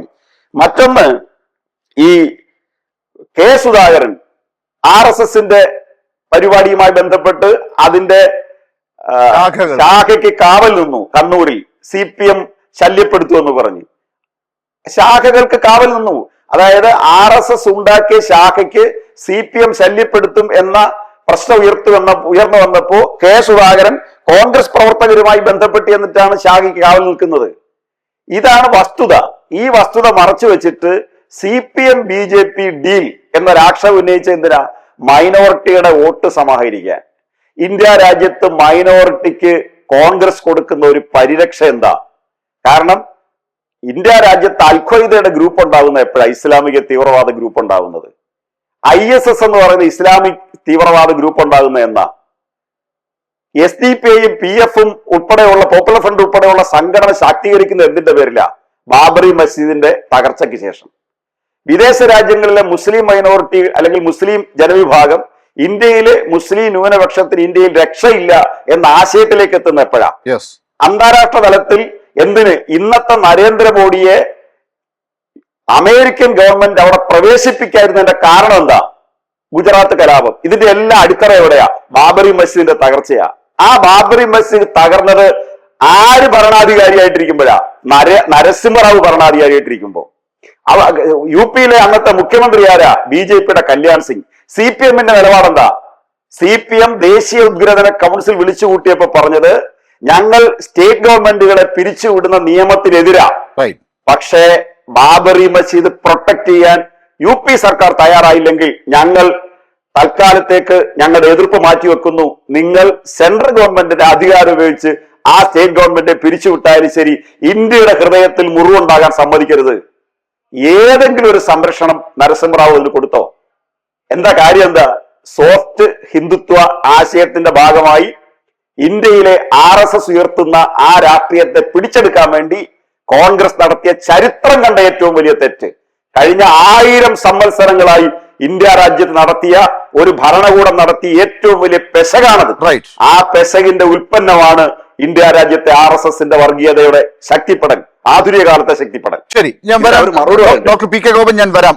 താങ്കൾ ഇപ്പോൾ പറഞ്ഞ ആ പ്രധാനപ്പെട്ട പോയിന്റിൽ നിന്ന് ഞാനൊന്ന് ലാൽകുമാറിലേക്ക് കിടക്കുകയാണ്. അത് നോക്കൂ ലാൽകുമാർ, ഇപ്പൊ ഡോക്ടർ PK ഗോപൻ പറഞ്ഞ ഏറ്റവും ഒടുവിലത്തെ ആ പോയിന്റിൽ ഇന്ത്യയിലെ ഏറ്റവും ശ്രദ്ധേയമായ രീതിയിൽ വർഗീയതയുടെ പേരിലൊക്കെ മാറ്റി നിർത്തപ്പെടുന്ന, ഇടതുപക്ഷം മാറ്റി നിർത്തുന്ന സംഘടനകൾ, പാർട്ടികൾ, ഇതൊക്കെ പിന്നീട് ഉണ്ടായതിന് ബാബറി മസ്ജിദിന്റെ തകർച്ചയുമായി ബന്ധപ്പെട്ട ചരിത്രമുണ്ട്. അന്ന് രാജ്യം ഭരിച്ച കോൺഗ്രസ് സർക്കാർ, നരസിംഹറാവു സർക്കാരിന്റെ നിശബ്ദത, കണ്ണടയ്ക്കൽ ഒക്കെ അതിന് കാരണമായിട്ടുണ്ട്. അതൊക്കെ എന്തിനാണെന്ന് ഇപ്പോൾ ചരിത്രം പരിശോധിക്കുമ്പോൾ ഒരു ഡീൽ അവിടെ കാണുന്നു ഇടതുപക്ഷം, അല്ലെങ്കിൽ ആ ചർച്ചയിലേക്ക് അത് കടന്നു വരുന്നു. ഇവിടെ നമ്മൾ നേരത്തെ ചോദിച്ച 2 ചോദ്യങ്ങൾക്കും, ഗോൾവാൾക്കറുടെ ചിത്രത്തിന് മുമ്പിൽ തൊഴുതു നിന്ന സതീശന്റെ കാര്യത്തിലും രാജസ്ഥാനിൽ നിന്ന് കേരളത്തിലേക്ക് എത്തി അവിടെ BJPക്ക് MP സ്ഥാനം കൊടുത്ത KC വേണുഗോപാലിന്റെ കാര്യത്തിലും ഉത്തരം പറയാതിരിക്കുന്നത്, ഇന്നലെ വരെ കണ്ടതുപോലെ നമ്മളൊക്കെ ഒരു വെറുതെ മാധ്യമങ്ങൾ ചോദിച്ച് അദ്ദേഹത്തെ അലട്ടുന്നതുകൊണ്ടാണെന്നാണ് കരുതിയത്. പക്ഷെ ഇപ്പൊ അങ്ങനെ അല്ലല്ലോ. ഈ ഉത്തരങ്ങൾ പറയാതെ പോകുന്നതിന് കൃത്യമായ ഒരു അജണ്ടയുണ്ടെന്നും അതൊരു ഡീൽ തന്നെയാണെന്നും ആ ഡീൽ മറച്ചു വെക്കാൻ വേണ്ടിയിട്ടാണ് ഈ പെടാപ്പാടക്കപ്പെടുന്നതെന്നും മറ്റൊരു ഡീൽ ആരോപണം അപ്പുറത്തേക്ക് ചാർത്തുന്നത് എന്നുമൊക്കെ സംശയിക്കേണ്ടി വരുന്നുണ്ട്. പാലക്കാട്ട് സ്ഥാനാർത്ഥിയെ പ്രഖ്യാപിച്ച നിമിഷം, LDF പ്രഖ്യാപിച്ച നിമിഷം മുതൽ കേട്ട ഈ ഡീൽ എന്താണ് അപ്പോൾ ശരിക്കും? എവിടെയാണ് ആ ഡീൽ? അല്ല, ഇവിടെ ഡോക്ടർ ഗോപൻ പറഞ്ഞ് നിർത്തിയ ഒരു ലാൻഡ്മാർക്ക് ഇഷ്യൂ എന്ന് പറഞ്ഞാൽ അത് ബാബറി മസ്ജിദിന്റെ മിനാരങ്ങൾ താഴെ പോയതാണ്. അതിന് ഞാൻ ഇതിനെ ബന്ധപ്പെടുത്തി തന്നെ പറയാം. അതിനു മുമ്പ് ഇന്ത്യൻ രാഷ്ട്രീയത്തിൽ കണ്ട ഏറ്റവും വൃത്തികെട്ട കാഴ്ചകളിലൊന്ന് രാജീവ് ഗാന്ധി എങ്ങനെ രാമൻ എന്ന് പറയുന്ന ദൈവത്തെ രാഷ്ട്രീയ ആയുധമാക്കി എന്നുള്ളതാണ്. നമ്മൾ ചരിത്രം വായിച്ചാൽ നമുക്ക് മനസ്സിലാവുന്ന കാര്യമാണ്. നോക്കൂ, എങ്ങനെയാണ് ബാബറി മസ്ജിദ് താഴെ പോകുന്നത്? രാമൻ എങ്ങനെയാണ് BJPയുടെ കയ്യിലെ അല്ലെങ്കിൽ സംഘപരിവാറിന്റെ കയ്യിലെ ഒരു രാഷ്ട്രീയ ആയുധമാകുന്നതെന്ന് നമ്മൾ മനസ്സിലാക്കേണ്ടതുണ്ട്. ഈ രാമായണം സീരിയൽ വന്ന ശേഷം യഥാർത്ഥത്തിൽ നമ്മൾ ഒരു ഭയങ്കരമായി സൈലന്റ് ആയ ഒരു സമൂഹമായി ആ ഞായറാഴ്ചകൾ മാറുമായിരുന്നു. കാര്യം രാവിലെ നടക്കുന്ന ആ രാമായണം സീരിയൽ വരുമ്പോൾ മൊത്തം ആൾക്കാർ അകത്ത് കയറിയിരിക്കും, ഇത് കാണും. അങ്ങനെ അവസാനം തെരഞ്ഞെടുപ്പ് കാലത്ത് രാമന്റെ വേഷം കെട്ടുന്ന, അതിനു മുമ്പ് ഈ പറഞ്ഞ വേഷം കെട്ടിച്ചുകൊണ്ട് നടക്കുന്ന ഒരു അവസ്ഥയുണ്ടായിരുന്നു. കാരണം രാഷ്ട്രീയമായിട്ട് രാമനെ വേഷം കെട്ടിച്ച് ഇറക്കുന്ന ഒരു രീതി. അത് കഴിഞ്ഞ് യഥാർത്ഥത്തിൽ സംഘപരിവാറിന് മനസ്സിലായി രാമൻ ഒരു രാഷ്ട്രീയ ആയുധമാണെന്ന് മനസ്സിലായി. അവർ ഈ പറയുന്ന മോഡലും രാമായണം സീരിയലും ഒക്കെ വിട്ട് യഥാർത്ഥത്തിൽ രാമനെ രാഷ്ട്രീയ ആയുധമാക്കി അങ്ങ് മാറ്റുകയാണ്. അങ്ങനെയാണ് ഈ ബാബറി മസ്ജിദിന്റെ വിനാരങ്ങൾ താഴെ പോകുന്നത്. അതുകൊണ്ടാണ് ഈ പറയുന്ന ലോകത്തുള്ളവരെല്ലാം പോയത്. പറഞ്ഞാല് 10-18 ഭാഷയിൽ അറിയാവുന്ന കോൺഗ്രസ്സുകാരനായ പ്രധാനമന്ത്രി ഒരു ഭാഷയിലും മിണ്ടിയില്ലെന്ന് നമ്മളെപ്പോഴും വിമർശിക്കുന്നതുമാണ്. അപ്പൊ അതിനു മുമ്പ് എന്താണ് നടന്നതെന്നൂടെ ഞാനൊന്ന് സൂചിപ്പിച്ചത് മാത്രമേ ഉള്ളൂ. ഇവിടെ നോക്കൂ, ഞാൻ ഒരു ഉദാഹരണം പറയാം. വാദികളുമായി എങ്ങനെയാണ് സന്ധിപ്പെടുന്നത് എന്നുള്ളതാണ് ഇവിടെ മനസ്സിലാക്കേണ്ടത്. SDPIയുടെ മഞ്ചേശ്വരത്തെ സ്ഥാനാർത്ഥി ഇന്ന് പുറത്തു വന്ന് പറഞ്ഞിട്ടുണ്ട്, കുഞ്ഞാലിക്കുട്ടി സാഹിബ് വിളിച്ചിരുന്നു. ഇന്നലെ ഇവരിതൊന്നും പറഞ്ഞില്ല. അവര് ആ ആള് പുറത്തു പോകുന്നത്, സ്ഥാനാർത്ഥിത്വത്തിൽ നിന്ന് പുറത്തു പോകുന്നതിന് കാരണം ഒരു കൃത്യമായ ഇടപെടലിന്റെ ഭാഗമായിട്ടാണ്. എന്തിനാണ് അങ്ങനെ ഒരു ഇടപെടൽ? SDPIയെ കുറിച്ച് നിങ്ങളുടെ ധാരണ എന്താണ്? SDPIയുമായിട്ടുള്ള നിങ്ങളുടെ നിലപാട് എന്താണ്? ഈ ഒരു ചോദ്യം അവിടെ കിടക്കുകയാണ്. അതവിടെ കിടക്കുക. എന്ത് തന്നെ മറുപടി പറയട്ടെ. അവിടെ ഒരു SDPIയുടെ സ്ഥാനാർത്ഥി വന്ന ആളെ ഈ പറയുന്ന ആള് വിളിച്ച് മാറ്റി നിർത്തുന്നത് വഴി അവർ വോട്ട് എങ്ങോട്ടാണ് കേന്ദ്രീകരിക്കാൻ പോകുന്നത്? അപ്പൊ ആ വോട്ട് ഉറപ്പിക്കുകയാണ് ചെയ്യുന്നത്. കഴിഞ്ഞ ഉപതെരഞ്ഞെടുപ്പ് കാലം നിങ്ങൾ എടുത്തു നോക്കിയാൽ മനസ്സിലാവും. കഴിഞ്ഞ പാലക്കാട് ഉപതെരഞ്ഞെടുപ്പ് കാലത്ത് പാലക്കാട് രാഹുൽ മാങ്കൂട്ടം ജയിച്ചപ്പം ആദ്യം വിജയാഹ്ലാദ പ്രകടനം നടത്തിയത് SDPI ആണ്. അതും ആലോചിക്കേണ്ടതാണ്. അടുത്ത മൂന്നാമത്തെ എക്സാമ്പിള്, ഈ പാലാ ഉപതെരഞ്ഞെടുപ്പ് വരുന്ന ജോസ് കെ മാണി തോറ്റുപോയൊരു സമയമുണ്ട്. 24,000 വോട്ടുണ്ടായിരുന്ന BJPക്ക് അത് 18,000 കുറഞ്ഞായിരുന്നു. നമ്മൾ ചേർത്ത് വായിക്കേണ്ട കാര്യമാണ്. ഞാൻ നേരത്തെ പറഞ്ഞ നിയമവും തൃശ്ശൂരുമായി മാത്രം നിർത്തേണ്ട ഒരു വിഷയമല്ല ഇത്. അപ്പൊ ഇത് യഥാർത്ഥത്തിൽ ഒരു ലാർജർ ഫ്രെയിംവർക്കിൽ ഇവർ വർക്ക് ചെയ്തുകൊണ്ടിരിക്കുന്ന ഒരു സ്കീമാണ്. പിന്നെ പെട്ടെന്ന് ആ വർക്ക് ചെയ്യുന്ന സാധനത്തിനെ ഏറ്റവും എളുപ്പമുള്ള മാർഗം എന്താ? അപ്പുറത്തേക്ക് ആരോപിക്കുക എന്നുള്ളതാണ് ചെയ്യാൻ പറ്റുക. അപ്പുറത്തേക്ക് ആരോപിക്കുക എന്നുള്ളതാണ് ഏറ്റവും എളുപ്പമായിട്ടുള്ള മാർഗം. അങ്ങനെ ആരോപിക്കുന്ന വഴി എന്താ സംഭവം? ഇന്ന് കൈരളിയുടെ ചർച്ച, ഈ ലോകത്തുള്ളവരുടെ എല്ലാം ചർച്ച ഈ വർഗീയതയുമായി ബന്ധപ്പെട്ടതാണ്. നോക്കൂ, യഥാർത്ഥത്തിൽ ഈ സമൂഹത്തിൽ ഏതേലും തരത്തിൽ ആർക്കേലും ഗുണം ചെയ്യുന്ന ഒരു കാര്യമാണോ ഇത്? ഇത് ഭിന്നിപ്പിക്കുകയല്ലാതെ ഈ മലയാളി സമൂഹത്തിന് 1% പോലും ഗുണം ചെയ്യാത്ത ഒരു വിഷയമാണ് വർഗീയത. അത് അകറ്റി നിർത്തുന്നതാണ്. അത് ചർച്ച ചെയ്യണോ എന്ന് ചോദിച്ചാൽ തെരഞ്ഞെടുപ്പ് കാലത്ത് ചർച്ച ചെയ്യുന്നത് വഴി സംഭവിക്കുന്ന ഒരു പ്രശ്നം എന്താണെന്നറിയോ? അത് കമ്മ്യൂണൽ വോട്ടായി മാറും. സിറ്റിസന്റെ ഈ ഫ്രീഡം ഓഫ് എക്സ്പ്രഷൻ എന്ന് പറയുന്ന കമ്മ്യൂണൽ സാധനമായി മാറും. അതിനുള്ള അന്തരീക്ഷം ഉണ്ടാക്കി കൊടുത്തത് ആരാണ്? ഈ രാജ്യത്ത് ആരാണ് ഉണ്ടാക്കി കൊടുത്തത്? എനിക്കൊരു സംശയമില്ല, അത് കോൺഗ്രസ് ആണ്. അതിന് വേണമെങ്കിൽ ഒരു 150 ഉദാഹരണം വേറെ പിന്നീടായിട്ട് പറയാം. ഇപ്പോഴത്തെ കോൺഗ്രസ്സുകാരെല്ലാം ഒരുമാതിരിപ്പെട്ടവരെല്ലാം ഇപ്പോഴത്തെ BJPക്കാരെല്ലാം അപ്പുറത്തുനിന്ന് വന്നവരാണ്. ഇന്ന് M. സ്വരാജിന്റെ വാർത്താ സമ്മേളനത്തിൽ M. സ്വരാജ് പറഞ്ഞു കേട്ടു, ഞാൻ ക്രോസ് ചെക്ക് ചെയ്തിട്ടില്ല, ഇപ്പോഴത്തെ NDAയുടെ സ്ഥാനാർത്ഥിയിൽ 16 സ്ഥാനാർത്ഥിമാരോ മറ്റോ പഴയ കോൺഗ്രസ്സുകാരായിരുന്നു പറയുന്ന കേട്ടതാണ്. അപ്പൊ ഇത് നമ്മൾ മനസ്സിലാക്കേണ്ട ഒരു ഗൗരവമുള്ളൊരു വിഷയമാണിത്. അത് തള്ളിക്കളയേണ്ട വിഷയമല്ല. അപ്പൊ ഈ പറയുന്ന ഒരു വികാരം അഴിച്ചുവിട്ട് വെച്ചാൽ വികസനവുമായി ബന്ധപ്പെട്ട ഒരു ചർച്ചയും നടക്കുന്നില്ല. അതിൽ അവർക്ക് എവിടെ വരെ പോകുന്നവർക്ക് അറിയാം. അപ്പൊ അതിനെ സൈഡ് ലൈൻ ചെയ്തുകൊണ്ട് മറ്റൊരു ചർച്ചയിലേക്ക് എത്തിക്കാൻ ഉള്ളൊരു ശ്രമം അതിൽ ഒരു പരിധി വരെ വിജയിച്ചിട്ടുണ്ടെന്നാണ് ഞാൻ കണക്കാക്കുന്നത്. പക്ഷേ കേരള സമൂഹം ഇതിനെ എങ്ങനെ കാണണം? ആർക്കേലും ഇത് ഗുണമുള്ള ഒരു കാര്യമാണോ? ഈ പറയുന്ന 9-ാം തീയതി എന്ന് പറയുന്ന ഡേ കഴിഞ്ഞാൽ ഇതിന്റെ അവസ്ഥ എന്തായിരിക്കും? ഇതിനെ അടിസ്ഥാനപ്പെടുത്തി നമ്മൾ കാര്യങ്ങൾ മുന്നോട്ട് നീക്കിയാൽ എങ്ങനെയായിരിക്കും അതിന്റെ ഫ്യൂച്ചർ, കേരളത്തിന്റെ പൊളിറ്റിക്കൽ ഫ്യൂച്ചർ? ഇപ്പൊ ബംഗാളിന്റെ ഫ്യൂച്ചർ ഉണ്ടല്ലോ, വളരെ മോശമായിട്ടാണ് നിൽക്കുന്നത്. ഇതേ രീതി ബംഗാളിന്റെ രാഷ്ട്രീയം CPM അവിടെ നിന്ന് പുറത്തു പോയപ്പോ CPM പോയില്ലേ എന്നൊക്കെ പറയുന്നുണ്ട്. പക്ഷെ ഇപ്പൊ അവിടെ സംഭവിക്കുന്നത് എന്നറിയോ? ബംഗാളിൽ CPM പോയി കഴിഞ്ഞപ്പം അവിടെ ഹിന്ദു മുസ്ലിം എന്ന് പറയുന്ന ഫൈറ്റായി മാറി. ഇതിനു മുമ്പ് എപ്പോഴേലും ബംഗാളിന്റെ ചരിത്രത്തിൽ നമ്മൾ കേട്ടിട്ടുണ്ടോ? നമ്മൾ സ്വാതന്ത്ര്യ സമര കാലത്ത് കേട്ടിട്ടുണ്ട്. അത് കഴിഞ്ഞ് ഇപ്പോഴാദ്യമായിട്ടാണ് നമ്മൾ കേൾക്കുന്നത് മമതാ ബാനർജി മുസ്ലിങ്ങളുടെ കൂട്ടത്തിലാന്ന് പറയുന്ന ഒരു BJP ഇങ്ങനെ ഇടിച്ചിടിച്ച് ഹിന്ദു മുസ്ലിം ആക്കത്തക്ക രീതിയിലുള്ള ഒരു അന്തരീക്ഷം യഥാർത്ഥത്തിൽ ഉണ്ടാക്കി കൊടുക്കുന്നത് ആരാണ്? ന്യൂനപക്ഷ വോട്ട് കേന്ദ്രീകരിക്കാനായിട്ടുള്ള ഒരു വലിയ ശ്രമം, അത് നടത്തിക്കൊണ്ടുള്ള ഒരു ദുഷ്ടലാക്കോടുകൂടിയുള്ള പ്രവർത്തനമാണ്. അതുകൊണ്ടാണ് ഈ വെള്ളാപ്പള്ളിയെ കാറ കയറ്റിയത് പോലും ഒരു സംഘി സാധനമാക്കി നറേറ്റ് ചെയ്യുന്നത്. അതിനൊരു ഉദാഹരണം കൂടെ ഞാൻ പറഞ്ഞ് അവസാനിപ്പിക്കാം. റിപ്പോർട്ടർ ചാനലിൽ ഉണ്ടായിരുന്ന ജിമ്മി ജെയിംസ് ഈ പറയുന്ന മുൻ പ്രതിപക്ഷ നേതാവായിരുന്ന രമേശ് ചെന്നിത്തലയുമായിട്ട് ഒരു ഇന്റർവ്യൂ ഉണ്ട്. ആ രമേശ് ചെന്നിത്തല ആ ഇന്റർവ്യൂവിന് പറയുന്നത് എന്റെ കാർ, ഞാൻ മുഖ്യമന്ത്രിയായിരുന്നു അല്ലെങ്കിൽ ഞാൻ എന്റെ കാറിൽ വെള്ളാപ്പള്ളി നടേശനെ കയറ്റുമെന്നാണ് പറഞ്ഞത്. കേറ്റത്തില്ലെന്നല്ല, കയറ്റുമെന്നാണ് പറഞ്ഞത്. ഇതിനകത്ത് കോൺഗ്രസിന്റെ ഒരു ഇരട്ടത്താപ്പുണ്ട്. എന്നറിയോ? രസകരമായ ഒരു ഇരട്ടത്താപ്പ്. എന്നെ കേൾക്കുന്നവർ മനസ്സിലാക്കേണ്ട കാര്യമാണ്. ആലപ്പുഴ ജില്ല തൊട്ട് ഇങ്ങോട്ട് സൗത്തിലോട്ടുള്ള ഒറ്റ നേതാവും വെള്ളാപ്പള്ളി നടേശനെതിരെ മിണ്ടത്തില്ല. മലബാറിലുള്ള ആൾക്കാരാ കൂടുതൽ പ്രതികരിക്കുന്നത്, ലീഗിന്റെ ആൾക്കാരാ പ്രതികരിക്കുന്നത്.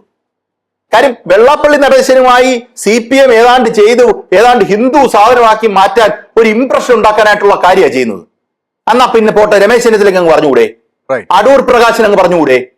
അടൂർ പ്രകാശ് ഒന്നും ഇതിനെക്കുറിച്ച് UDF കൺവീനറാണ് അടൂർ പ്രകാശ്. UDFന് അങ്ങനെ അഭിപ്രായം ഉണ്ടെങ്കിൽ UDF കൺവീനർ അടൂർ പ്രകാശ് പറയണ്ടേ? അടൂർ പ്രകാശ് മിണ്ടില്ല. അപ്പൊ അവർക്കറിയാം അതിനകത്ത് ഒരു പൊളിറ്റിക്കൽ കോൺസിക്വൻസ് ഉണ്ടെന്ന്. അപ്പൊ വളരെ തന്ത്രപരമായി ഇറക്കി വിടുന്ന ഒരു ആയുധമാണിത്. ഇത് ആയുധമാണെന്നും ഇതിനകത്ത് അപകടമുണ്ടെന്നും നമ്മൾ മനസ്സിലാക്കിയില്ലെങ്കിൽ, സമൂഹം മനസ്സിലാക്കിയില്ലെങ്കിൽ വലിയ ബുദ്ധിമുട്ടുകൾ നമുക്ക് വരാൻ പോകുന്ന കാലത്തുണ്ടാകും. അത് ഡെവലപ്മെന്റും അതിന്റെ ക്രിറ്റിസിസും. നോക്കൂ, ഒരു പാലം പണിഞ്ഞു, ഇതിനകത്ത് കുഴപ്പമുണ്ട്, പിണറായി വിജയൻ പറഞ്ഞത് ശരിയായില്ല എന്ന് പറയുന്ന ചർച്ചയിൽ ഒരു തെരഞ്ഞെടുപ്പ് നടക്കുകയാണെങ്കിൽ ഈ പറഞ്ഞാൽ ഇവർ ചെയ്ത എല്ലാ കൊള്ളരുതായ്മകളും എന്ന് പറഞ്ഞൊരു ചർച്ച നടക്കട്ടെ, നമുക്ക് മറുപടി പറയാൻ പറ്റും. പക്ഷെ വർഗീയത കൊണ്ടുണ്ടാകുന്ന കുഴപ്പം സമൂഹം വല്ലാത്ത രീതിയിൽ സ്പ്ലിറ്റ് ആയി പോവും. അതിന്റെ കോൺസിക്വൻസ് വളരെ വലുതാണ്. കാര്യം നമുക്ക് പാലാരിവട്ടം പാലം ഇവർ മോശമായി പണിഞ്ഞപ്പം അത് നന്നാക്കാൻ നമുക്ക് പറ്റി. അതുപോലെ നമുക്ക് എളുപ്പം നന്നാക്കാൻ പറ്റുന്ന ഒരു വിഷയമല്ല ഈ പറയുന്ന വിഷയം. ഒരു ഇടവേളയിലേക്ക് പോകുന്നതിന് മുമ്പ് ബേസിൽ ഇതാ നോക്കൂ, ഡീലിനെ കുറിച്ചുള്ള കാര്യങ്ങൾ നമ്മള് വലിയ ചർച്ചയായാൽ ഗുണമുണ്ടാകുമെന്ന് കരുതി ആ ടൈമിംഗ് തെറ്റിപ്പോയോ? കുറച്ച് 2-3 ദിവസം ചർച്ച കഴിഞ്ഞപ്പോഴേക്കും അത് ബൂമറാങ് പോലെ തിരിച്ചടിക്കുന്നു എന്നാണ് ഇപ്പോൾ എല്ലാവരും പറയുന്നത്. അങ്ങനെ ആയിട്ടുണ്ടോ? ഈ ഡീൽ ഇപ്പോൾ നിങ്ങളുടേതാണ് എന്ന കാര്യങ്ങൾ ജനങ്ങൾ ചർച്ച ചെയ്ത് തുടങ്ങിയിട്ടുണ്ട്. അതിന്റെ കുറെ ഉദാഹരണങ്ങളാണ് ഇപ്പൊ പറയുന്നത്. അഡ്വക്കേറ്റ് ലാൽകുമാർ അവിടെ ഇരുന്ന് പറയുണ്ടായി, ഇപ്പോഴത്തെ BJP-ക്കാരെല്ലാം കോൺഗ്രസ്സുകാരാവും അത്ര, അല്ലെങ്കിൽ ഇപ്പോഴത്തെ BJP-ക്കാരൊക്കെ കോൺഗ്രസ്സുകാര്. പിന്നെ ഇടയ്ക്കിടയ്ക്ക് എന്നെ കേൾക്കുന്നവർ മനസ്സിലാക്കണം, ഇപ്പോഴത്തെ കോൺഗ്രസ്സുകാരൊക്കെ BJP-ക്കാരാണ്, അല്ലെങ്കിൽ ഇപ്പോഴത്തെ BJP-ക്കാരൊക്കെ കോൺഗ്രസ്സുകാരാവും എത്ര എന്നൊക്കെ പറയുണ്ടായി. അപ്പൊ അതുകൊണ്ടായിരിക്കില്ലേ നാട്ടികയിൽ ഒരു MLA ഉണ്ടായിരുന്നല്ലോ, നിങ്ങളുടെ CC മുകുന്ദൻ, കമ്മ്യൂണിസ്റ്റ് പാർട്ടിയുടെ MLA ഉണ്ടായിരുന്നല്ലോ CC മുകുന്ദൻ, ഇപ്പൊ BJP-യുടെ ക്യാരക്ടർ മത്സരിക്കുന്നുണ്ടല്ലോ. അതുപോലെ തന്നെ ആയിരിക്കുമല്ലോ ഈ ഒരു ഡീലിന്റെ ഭാഗമായിട്ടായിരിക്കും അത് നടന്നത്, അല്ലെ?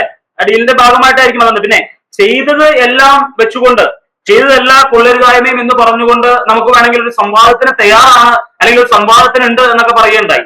ഈ ചെയ്തതെല്ലാം എന്ന് പറയുമ്പോൾ നമ്മളെല്ലാവരും കണ്ട വിനോദിനിയുടെ അമ്മ, എന്റെ മകൾ അനുഭവിച്ച വേദനയൊന്നും കൊതുക് കടിച്ചാൽ ഉണ്ടാവില്ല എന്ന് പറഞ്ഞ ഇന്ന് കേരളത്തിന്റെ ആരോഗ്യമന്ത്രിയായിട്ടിരുന്ന വീണ ജോർജിന്റെ ഫോട്ടോ ഉൾപ്പെടെ വെച്ചുകൊണ്ട് ഒരു പോസ്റ്റ് ഇട്ട് നമ്മൾ മറന്നു. അപ്പൊ അങ്ങനെയുള്ള കൊള്ളരുതായ്മയും ചെയ്തിട്ടുണ്ട്. ചെയ്തില്ല എന്ന് പറയുന്നത് ഈ കേരളത്തിലെ CM-നെ വെള്ളം പൂശാൻ വേണ്ടിയിട്ട് മോഹൻലാലിനെ ഉൾപ്പെടുത്തിക്കൊണ്ടൊരു ഇന്റർവ്യൂ നടത്തിയുള്ള ചെലവാണ് 11,21,000 രൂപ. മോഹൻലാൽ പ്രതിഫലം വാങ്ങിയിട്ടില്ല, എന്നിട്ട് ചെലവാണ് 11,21,000 രൂപ.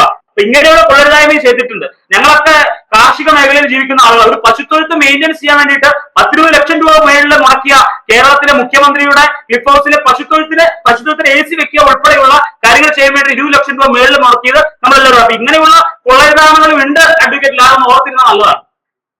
അപ്പൊ എന്റെ ചോദ്യം